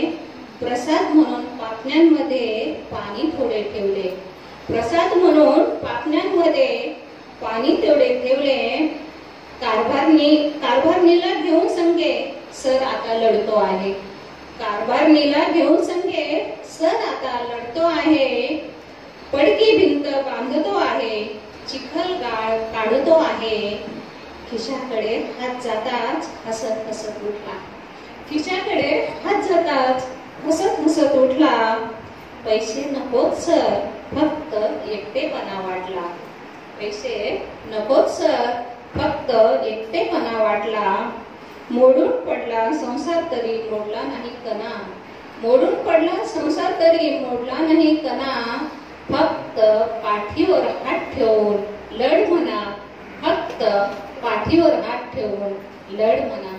अशा कविता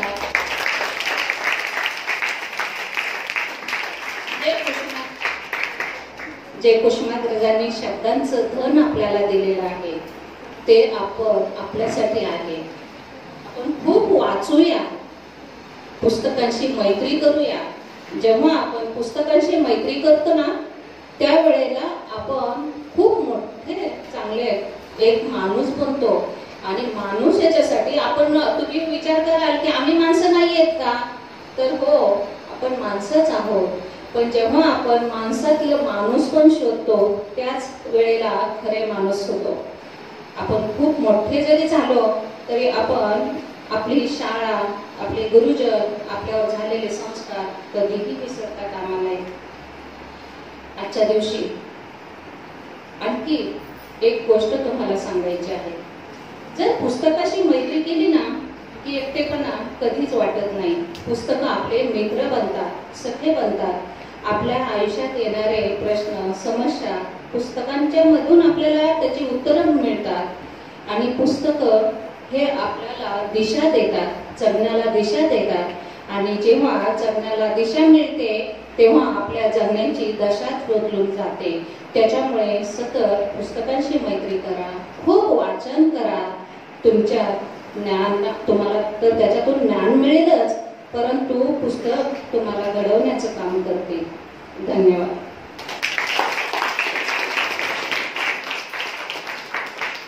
धन्यवाद मॅडम. खास अशा तुमच्या शैलीमध्ये तुम्ही कविता सादर केली आणि कथा पण सांगितली. मॅडम नेहमी इथे आल्यानंतर वेगवेगळ्या विषयावर मार्गदर्शन करत असतात. आजही त्यांनी अतिशय सुंदर असं आपल्याला मार्गदर्शन केलं. पुन्हा एकदा मॅडम धन्यवाद. यानंतर आजच्या कार्यक्रमाच्या ज्या दुसऱ्या पाहुण्या आहेत त्या म्हणजे विज्ञानाविषयी आपल्याला त्यांचे विचार ऐकण्यासाठी आपण जमलेलो आहोत. मुणगेकर मॅडम यांना मी विनंती करतो की त्यांनी आपले विचार मांडावे. आणि मुणगेकर मॅडम.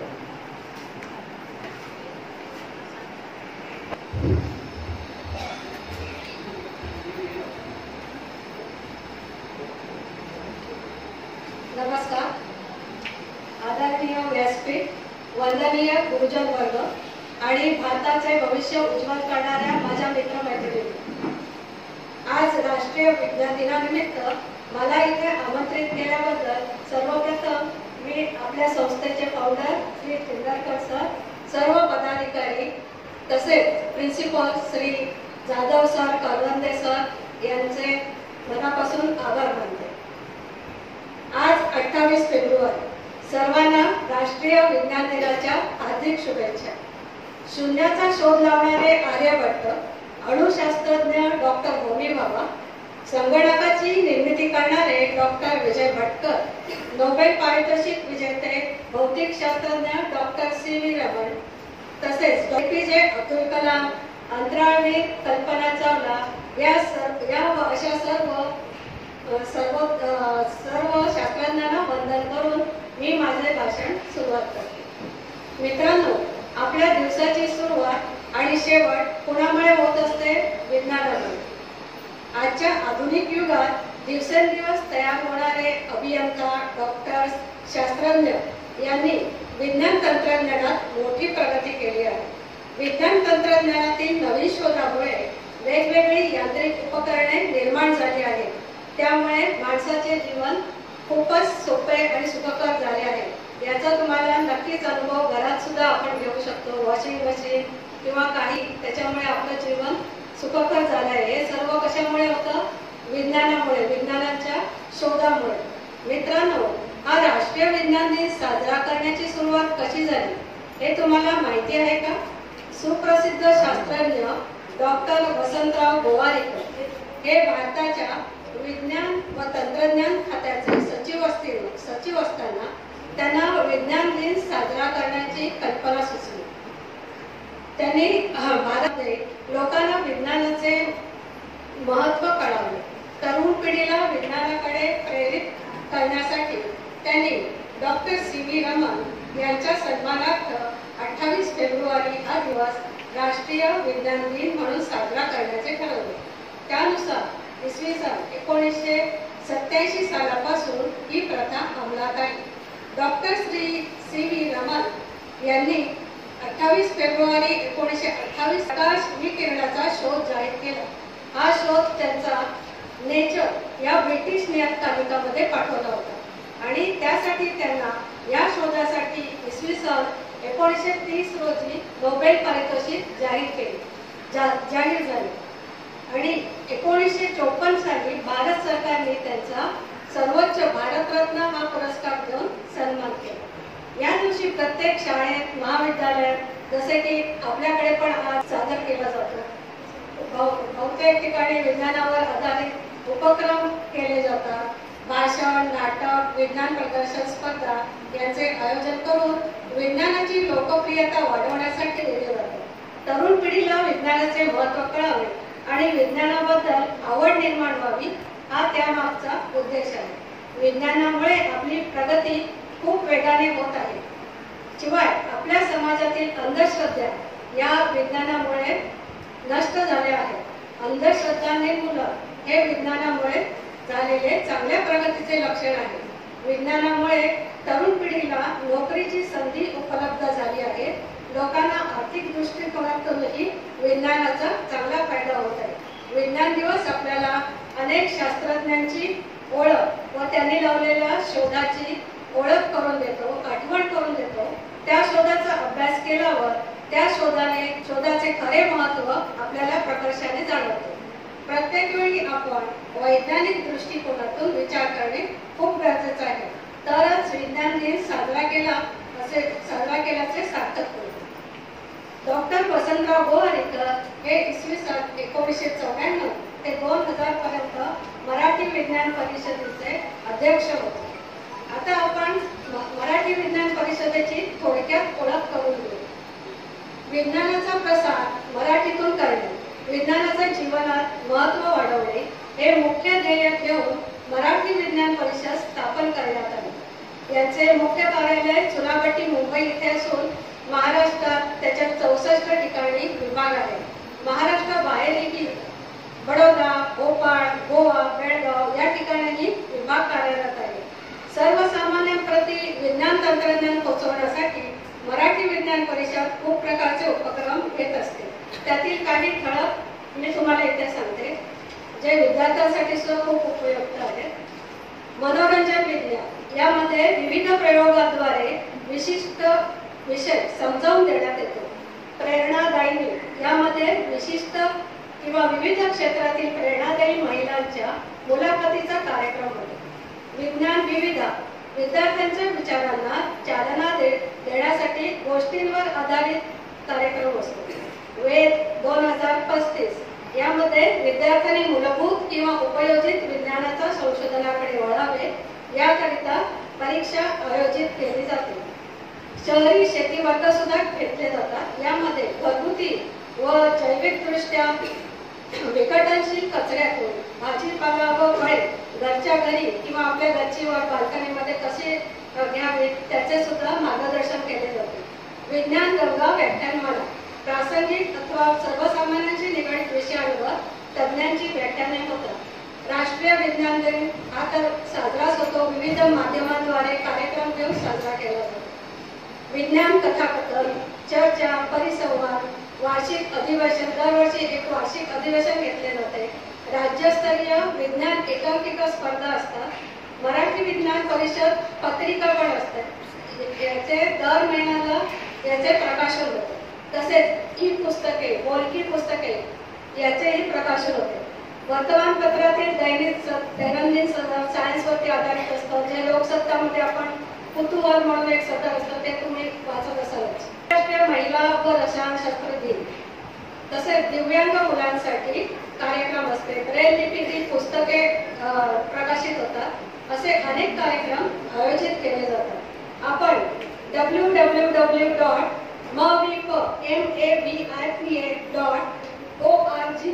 या वेबसाईटवरती जाऊन सुद्धा अजून माहिती घेऊ शकता किंवा तिथे काय काय उपक्रम घेतात त्याबद्दल सुद्धा अजून माहिती घेऊ शकता.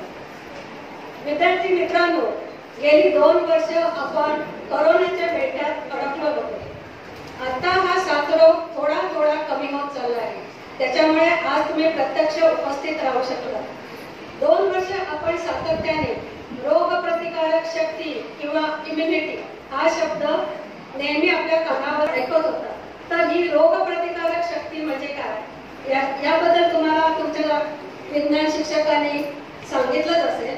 पण रोग प्रतिकारक शक्ती किंवा इम्युनिटी कशी वाढवायची घरगुती उपायाने याच्याबद्दल मी थोडक्यात तुम्हाला सांगते.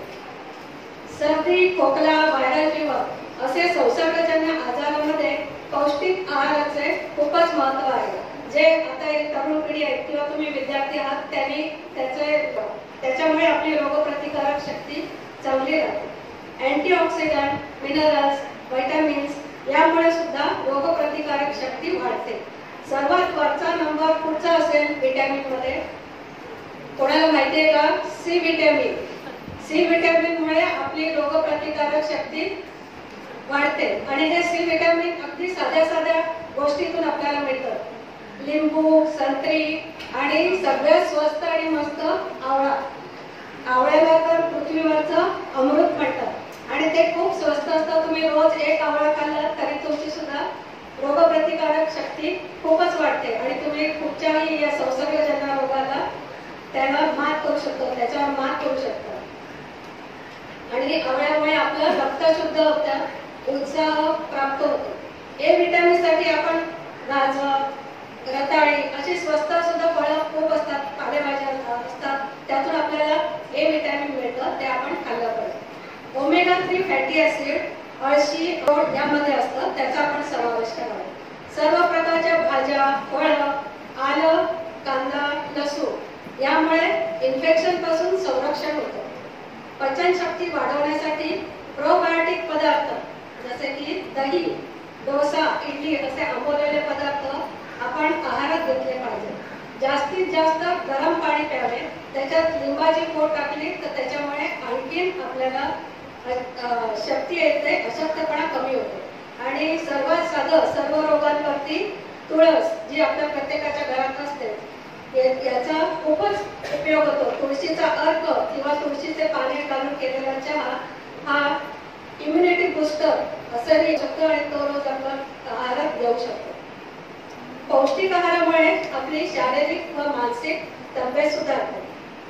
आता लहान मुलांना किंवा तरुण पिढीला मैदा, तळलेले पदार्थ जसे की वडापाव वगैरे खायची खूप आवड असते, पण त्याच्यामुळे आपल्या तब्येतीचं खूप नुकसान होतं. तर हे मैदा, अल्कोहोल, तंबाखू जन्य पदार्थ हे सगळं आपण टाळलं पाहिजे, तर आपली प्रकृती सुदृढ राहील. योग्य व्यायाम, योगाभ्यास, पुरेशी झोप आणि आराम करणे तितकेच जरुरी आहे. सारखा टीव्ही, इंटरनेट, आता तुम्हाला अभ्यासामुळे तर काय मोबाईलच हातात मिळाला होता, पण तो तेवढा अभ्यासापुरताच वापरायचा, त्याच्या नंतर त्याचा उपयोग करायचा नाही. आणि आता तर तुमची फिजिकल म्हणजे प्रत्यक्ष शाळा सुरू झाली तर आता मोबाईलला लांब ठेवा. मैदानात जाऊन किंवा सूर्यप्रकाशात खेळणं महत्वाचं आहे. व्यायाम, योगाभ्यास, आणखी पुरेशी झोप सुद्धा गरजेचे आहे. तर ह्या अशा काही घरगुती टिप्समुळे तुम्हाला आरोग्य उत्तम ठेवायला नक्कीच मदत करते. शेवटी एकच सांगते, करोनाचे नियम पाळून आपण करोनावर मात करूया. धन्यवाद.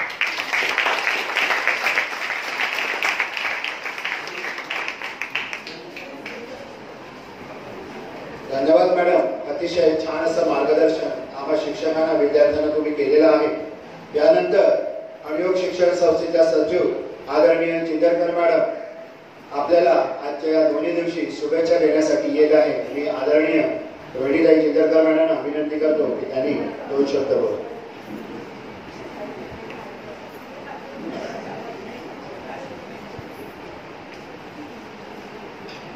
सन्माननीय व्यासपीठ, उपस्थित सर्व सहकारी शिक्षक आणि माझ्या छोट्या बाल मित्रमैत्रिणी.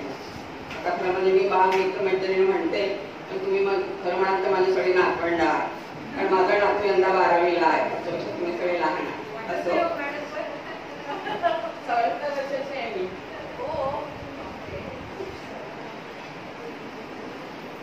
तर आपण परवा 26 तारखेला 26 तारखेला 27चा कार्यक्रम घेतला, मराठी भाषा दिन साजरा केला आणि आज आपण विज्ञान दिन साजरा करण्यासाठी इथे उपस्थित आहोत. मराठी भाषा दिनाला सुद्धा आपला कार्यक्रम खूप छान झालेला होता. त्यावेळेला त्या निवेदकाने आपल्याला सांगितलेलं होतं की तुम्ही नवीन नवीन गाणी ऐकता, पण जुन्या गाण्यामध्ये सुद्धा किती रस असतो. जुनी गाणी सुद्धा अजून लोक विसरली नाही आणि असा मेळ साधून त्या दिवशी त्या वाद्य वृंदाने आपल्याला जुनी गाणी ऐकवली. म्हणजे अगदी नाचरे मोरा सुद्धा त्या गायकीने इतकं सुंदर म्हणून दाखवलं की सगळी मुलं डुलत होती. तिच्या हाताद्वारे तिने मोर छान करून ती अगदी ताल घेत होती. तिचा जो पेहराव होता, साडी नेसली होती, ती सुद्धा मोरपंखी रंगाचीच होती. तर अशा प्रकारे त्या दिवशी आपण भाषा दिन साजरा केला. भाषेचं महत्व सांगितलं, आपल्याला कळलं की मातृभाषेला किती महत्व आहे आणि मातृभाषेतनं आपण शिक्षण घेतल्याने आपला विकास किती होतो. आपल्याला जे काही ज्ञान मिळतं ते अतिशय प्रगल्भरित्या आपल्याला ज्ञान मिळतं आणि म्हणून आपण मातृभाषेतनं शिक्षण घ्यायला हवं. इंग्रजी घ्यायचं नाही असं नाही, पण मराठी म्हणजे ज्याची मातृभाषा जी आहे ती त्याच्यातनं त्याने शिक्षण घ्यावं.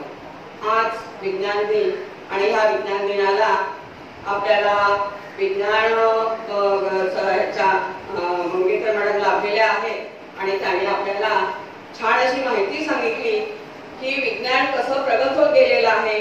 तसंच आपल्याला गुरु सरांनी सांगितलं की कसे विज्ञानामध्ये शोध लागलेले आहेत आणि ह्या विज्ञानाचा आपण कशा प्रकारे वापर करायला हवा. आता पूर्वीच्या काळी काय होतं, लोक शिकलेले नव्हते आणि त्यामुळे प्रत्येक गोष्टीमध्ये त्या लोकांना धर्माचं किंवा असं काहीतरी सांगून त्यांना पटवून द्यावं लागायचं. एक उदाहरण मी बऱ्याच वेळा सांगितलेलं आहे की आपण संकष्टीचा उपवास करतो. हा संकष्टीचा उपवास करत असताना आपण खरं म्हणजे उपवास करतो, आपल्याकडे सगळं खाऊन पिऊन, कारण आता काळ बदललेला आहे, लोक नोकरी करत आहेत आणि आपलं आरोग्य जपून आपल्याला सगळं सांभाळूनच नोकरीला जायचं आहे. कारण संकष्टी दर महिन्याला येणार आणि त्याकरता आपण दर महिन्याला सिरियल घेणार नाही आहोत, हे शक्य नाहीये. तर आपण काहीतरी खातो आणि तो आधार घेऊन आपण उपवास करतो. तर हा उपवास का केल्यानंतर काय होतं की आपण संध्याकाळी चंद्राचं दर्शन घेतल्यानंतरच जेवण करायचं आहे, पण तेही शक्य होत नाही आपल्याला. मग आपण काय करतो, पाठीवर चंद्र काढतो, त्याची पूजा करतो आणि उपवास सोडून घेतो. कारण घरात मुलं सकाळी शाळेत जाणारे असतात, आई वडील कामावर जाणारे असतात आणि तेवढं शक्य नसतं, म्हणून आपण चंद्राचं दर्शन घ्यायचं असतं. पण खरं वैज्ञानिक कारण काय त्याच्या मागे, मला जे समजलेलं, मला जे सांगितलेलं आहे ते, तर सबंध उपवास केल्यामुळे रक्त वाढण्याची प्रक्रिया कमी होते आणि जे वाढलेलं ते रक्त असतं ते जोरदारपणे शरीरामध्ये प्रवाह त्याचा चालू असतो. आणि ज्या वेळेला आपण संध्याकाळी चंद्राचं दर्शन घेतो त्यावेळेला ती चंद्राची शीतल किरणं आपल्या शरीरावर पडल्यामुळे हळूहळू ते रक्त शमतं आणि त्याच्यानंतर जेवण करायचं असतं आणि जेवण केल्यावर ते जेवलेलं आपल्याला चांगल्या प्रकारे पचतं. मुस्लिम धर्मामध्ये सुद्धा आहे बघा, संध्याकाळी ते उपवास सोडतात. तो केव्हा सोडतात, तर त्यांचा चांद दिसल्यावरच, बरोबर ना मॅडम, रीना मॅडम, चंद्राचं दर्शन घेतल्यावरच ते उपवास सोडतात. ते कुठे जिथे असतील ते खिशातनं एक तर मिठाची पुडी नेतात किंवा खजूर नेतात आणि तो तोंडामध्ये ठेवून उपवास सोडतात. सगळी सर्वत्र पितात आणि मग जे काही पदार्थ केले असतात ते खातात. म्हणजे ह्याच्या मागे सुद्धा वैज्ञानिक बैठक आहे. त्याच्यामध्ये ही अंधश्रद्धा नाहीये, आपण म्हणतो अंधश्रद्धा, पण अंधश्रद्धा नाहीये. तर हा त्याचा ताळमेळ घालूनच आपण आपल्या क्रिया करायला हवं. आपण आता शिकलेलो आहोत म्हणून वाचन खूप करायला हवं. तुम्ही ज्या ज्या वेळेला वाचता, वाचन कराल त्यावेळेला तुमचं नॉलेज आणखी दृढ होईल. तसंच मला तसं विसरलं होतं, काही सांगायचं असं होतं. मी काय वेळ घेतली, बराच वेळ झालेला आहे कार्यक्रम सुरू होऊन. आपल्याला मॅडमने सुद्धा चांगल्या प्रकारे विज्ञानाचं माहिती सांगितलेली आहे. आपल्याला मुख्य मॅडमने साहित्याची माहिती सांगितलेली आहे आणि ही आवड आपण निर्माण करायची, ही सगळ्या आवडी निर्माण करायचं असेल तर आपल्याला वाचन हे करावंच लागतं. मला 2 मिनिटं बोलण्याची संधी दिली त्याबद्दल धन्यवाद. जय हिंद, जय महाराष्ट्र. बरोबर आहे. तर आपलं सन्माननीय व्यासपीठ, सभागृहातील सर्व, या सर्वांना मी वंदन करतोय. लहान थोर सर्वांना आणि वारकरीपणे, ते वारकऱ्यांमध्ये लहान थोर सगळ्यांना नमस्कार करायचा असतो असं मला आमच्या परमसरांनी सांगितलं. तेव्हा मी माझ्या भाषणाला सुरुवात करतो. माझं भाग्य इतर काही नसेल भाग्य, परंतु थोरांच्या सान्निध्यात मी आलो. या ठिकाणी पहिली गोष्ट सांगतो की आपले आजचा जो कार्यक्रम झाला त्यावेळी प्रस्तावना तुम्ही छान बोलला, म्हणजे थोडक्यात पण चांगलं, पण सगळं सांगता आलं नाही कारण वेळेचा अभाव होता.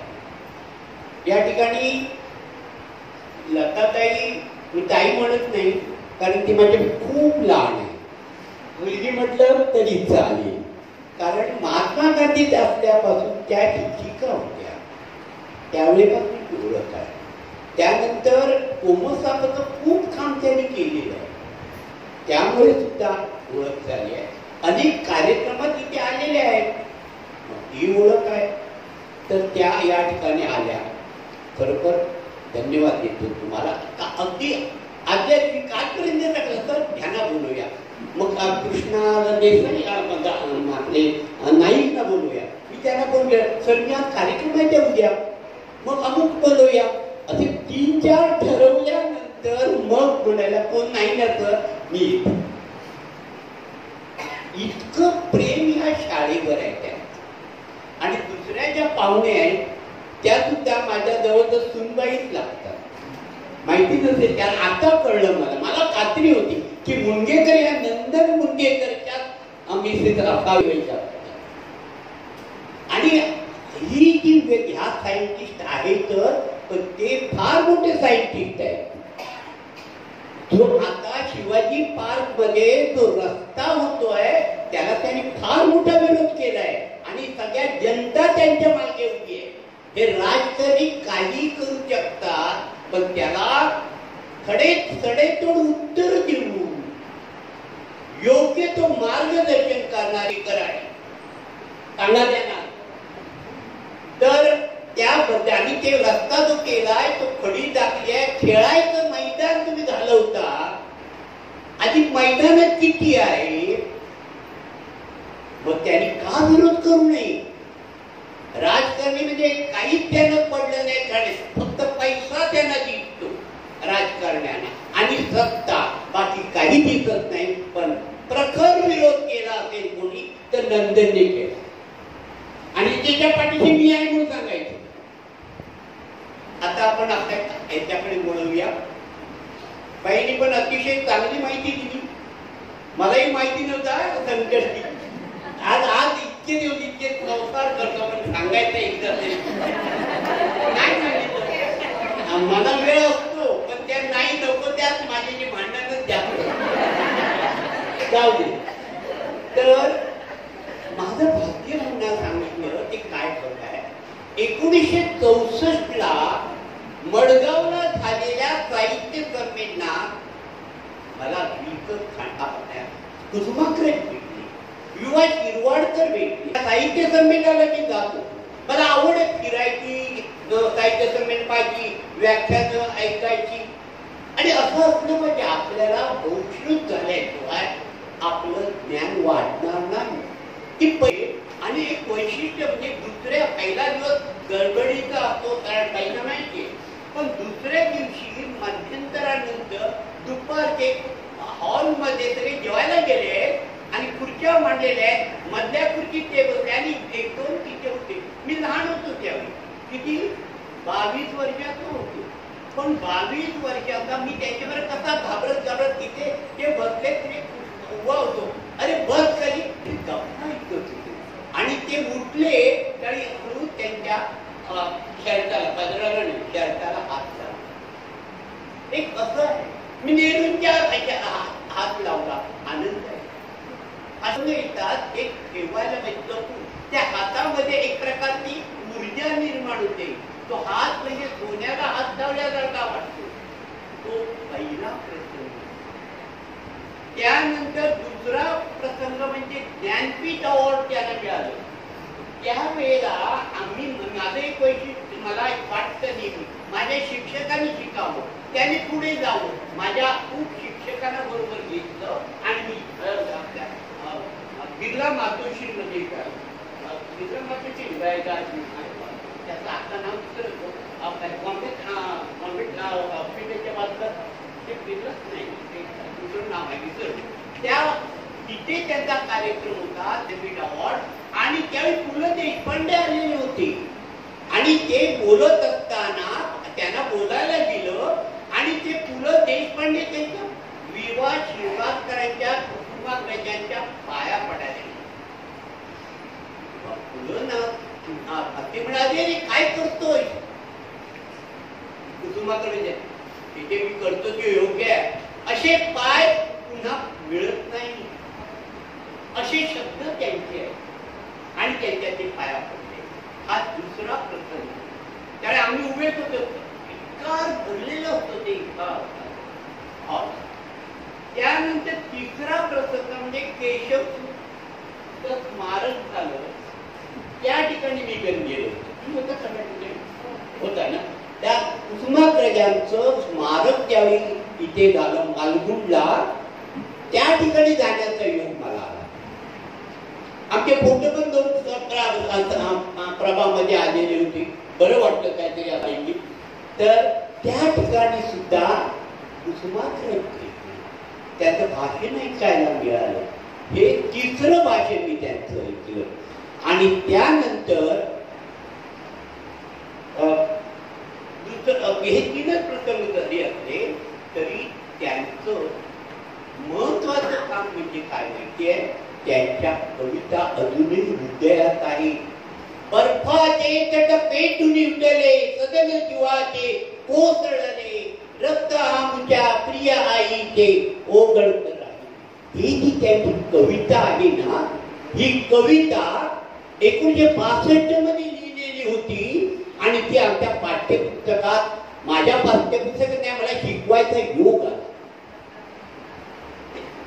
हे प्रत्यक्ष ते त्या काळात आणि त्यावेळी उत्साह होता आणि नुकतंच युद्ध झालं होतं आणि त्यावेळची ही कविता आहे.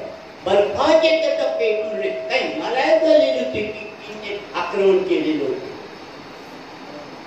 त्यानंतर त्यांची जी दुसरी पृथ्वीचे प्रेम गीत म्हणून जी कविता आहे. खरोखर आम्ही तरुण होते, हे मला शाळेत शिकत असताना, आम्ही पण तरुण होतो, 11वीत होतो त्यावेळी, म्हणजे शाळेत होतो, आमच्या वेळी 11वी होती आणि 11वीला मला ती कविता होती.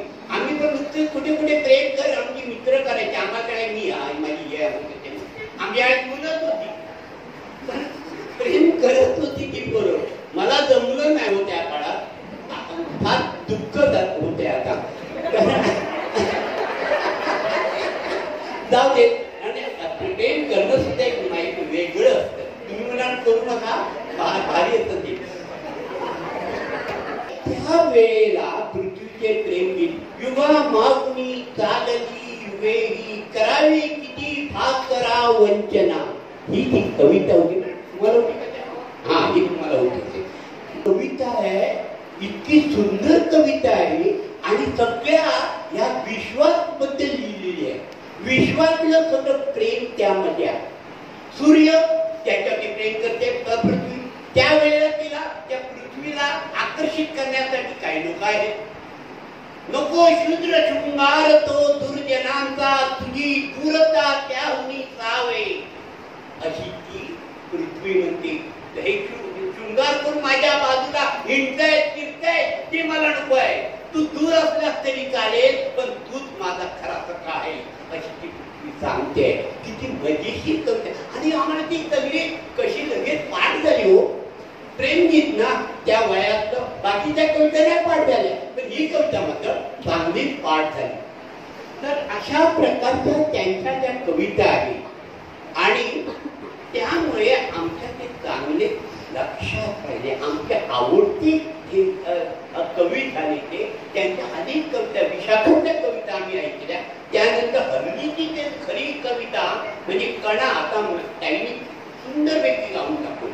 तर आम्ही मॅडम त्या दिवशी त्याच्यावरती एकेका विद्यार्थ्यांनी येऊन एकेका प्रसंग सादर केला. प्रसंग सादर केला.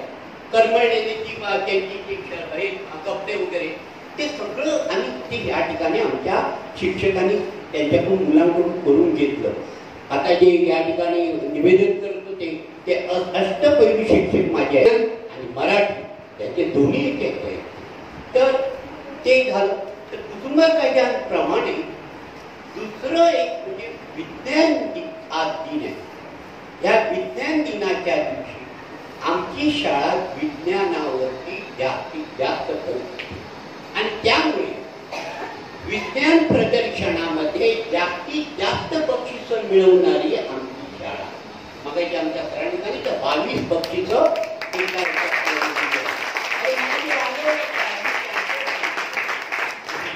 तर अशी शाळा आहे आणि या ठिकाणी आम्ही अनेक प्रसंग हे केलं की कचऱ्यातून हे कसं करायचं, कचऱ्यापासून कसं हे करायची, त्यानंतर गांडूळ खत कसं तयार करायचं, खत तयार कसं करायचं, हे आमच्याकडे गांडूळ खत पण आमच्याकडे तयार केलं जातं. आता हे 2 वर्षात काही विषय घडलं नाहीये. त्यानंतर पाणी कसं वाचवायचं, प्रत्येक थेंब कसं महत्वाचं आहे. या भागामध्ये 8-8 किलोमीटर जाऊन पाणी आणावं लागतं. त्यांच्या डोळ्यात येणारं पाणी हे आपल्या लक्षात यायला पाहिजे. प्रत्येक थेंब त्यांच्या डोळ्यातला थेंब पण आपण वाचवलं पाहिजे. हे ह्या विद्यार्थ्यांनी शिकले. त्यानंतर तिसरं लाईट. काही भागात अजूनही कोकणात किंवा काही भागामध्ये एक दिवस लाईटच नसतो. काही डॉक्टर्सना ऑपरेशन करता येत नाही. त्यामुळे यासाठी आपण इलेक्ट्रिक कशी वाचवायची, वीज कशी वाचवायची याचाही प्रकल्प आम्ही घेतला.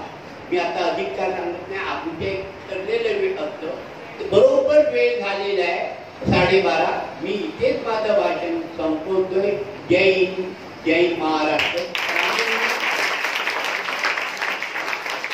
चंद्रशेखर रामकृष्ण यांनी ते आपल्या देशाला 2रं नोबेल पारितोषिक मिळवून दिलं. पहिलं दिलं 1913ला रवींद्रनाथ टागोर यांनी गीतांजली बद्दल. आता एवढंच एक आहे, हे 2रं. आणि इतर जी 3 मिळाली परदेशातल्या लोकांनी मिळले, परदेशी नाही झालेल्या लोकांनी मिळवले. 3 अंतिम काम आपल्याला मिळाले. मी अधिक काय बोलत नाही, एवढंच सांगतो. पुढच्या वेळी प्रत्येक शिक्षकाच्या हातामध्ये छोटी तरी डायरी पाहिजे. प्रत्येक विद्यार्थ्याच्या हातामध्ये छोटी डायरी पाहिजे. त्याच्यात काही महत्वाच्या गोष्टी लिहून घ्यायच्या. आजची तारीख, कोण पाहुणे आले, ते पाहुणे काय बोलले, किंवा काय याच्यावर मला शिकता आलं, हे प्रत्येकाजवळ असलं हे लक्षात घ्या. ओके, धन्यवाद. धन्यवाद सर. आपल्या अणुयोग शिक्षण संस्थेचे महत्वाचा आधारस्तंभ म्हणजे इंदरकर सरांची. त्यांनी हे वटवृक्ष जे उभं केलंय ते खरोखरच त्यांच्या कष्टाने आणि त्यांच्या अथक अशा परिश्रमाने त्याने केलेलं आहे. म्हणून आज आपण इथे या गावोगाव सभागृहामध्ये अतिशय सुंदर असे कार्य आपण आयोजित करत असतो. म्हणून त्यांचाही मी आपण सर्वांनी आभार व्यक्त करणं गरजेचं आहे. त्यानंतर आजच्या पाहुण्यांना मी एक सांगू इच्छितो की मराठी अध्यापक मंडळातर्फे दरवर्षी डॉक्टर होमी बाबा ही परीक्षा घेतली जाते. आणि या परीक्षेमध्ये आमच्या शाळेचे कुमार देवदत्त बोरके आणि कुमारी धनश्री खांबे या दोघांना सिल्वर मेडल मिळालेलं आहे. अतिशय कठीण अशी परीक्षा असते आणि त्यामध्ये आपल्या दोन्ही विद्यार्थ्यांनी यश मिळवलेलं आहे. आज खऱ्या अर्थाने आज आपण हे 2 दिवस साजरे केले. परंतु मला शेवटी असं सांगावं असं वाटतं की प्रत्येक माणसाने विज्ञानाचा जरूर उपयोग करावा, पण त्याचा अतिवापर करून विज्ञानाच्या हातातील खेळणे होऊ नये. आपण प्रत्येक वेळेला वैज्ञानिक दृष्टिकोनातून विचार करणं गरजेचं आहे, तरच विज्ञान दिन साजरा केला असं म्हणता येईल. त्याचप्रमाणे जशी इंग्रजी ही काळाची गरज आहे, नक्कीच आहे, परंतु त्याबद्दल दुमतच नाही, परंतु आपल्या मराठी भाषेला विसरणं हेही योग्य नाही. म्हणून शेवटी असं म्हणतोय की जय जवान, जय किसान, जय महाराष्ट्र, जय भारत. आणि आता या आजच्या कार्यक्रमाचा गोड शेवट करण्यासाठी मी प्राथमिक विभागाच्या इंग्रजी माध्यमाच्या मुख्याध्यापिका देठके मॅडम यांना विनंती करतो की त्यांनी या कार्यक्रमाचं आभार प्रदर्शन करावं.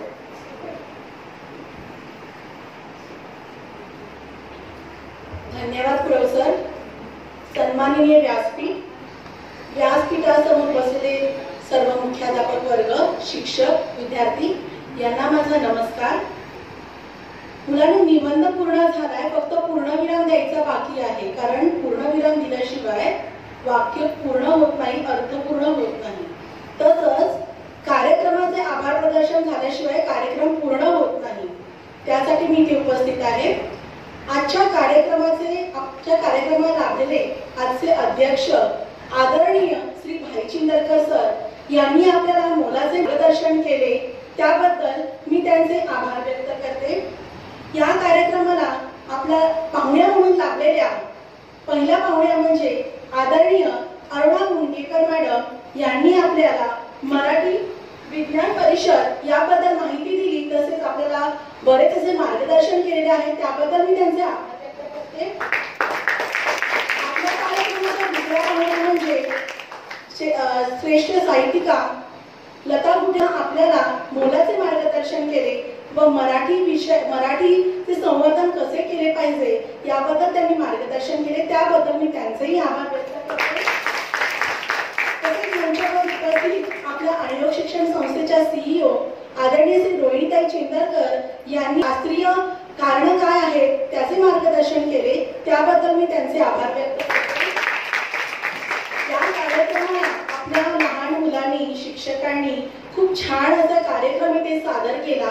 त्याबद्दल मी त्या सर्व विद्यार्थ्यांचे शिक्षकांचे मी आभार व्यक्त करते. सर्व विभागाचे मुख्याध्यापक शिक्षक वृंद यांचे सुद्धा मी आभार व्यक्त करते. आणि रिटायर होऊन सुद्धा निवृत्त होऊन सुद्धा या कार्यक्रमाला हजेरी लावलेले आपले चतुर्थ कर्मश्रेणी म्हणजे नवनाथ मुनगेकर काका आणि दीपक पाटील काका यांनी सुद्धा या कार्यक्रमाची रंगत वाढवली. त्याबद्दल मी त्यांचे आभार व्यक्त करते. अप्रत्यक्षित त्या कोणाचेही आभार जर राहिले असेल तर त्या सर्वांचे इथे मी आभार मानून अध्यक्षांच्या वतीने हा कार्यक्रम इथे संपला असे मी जाहीर करते. धन्यवाद.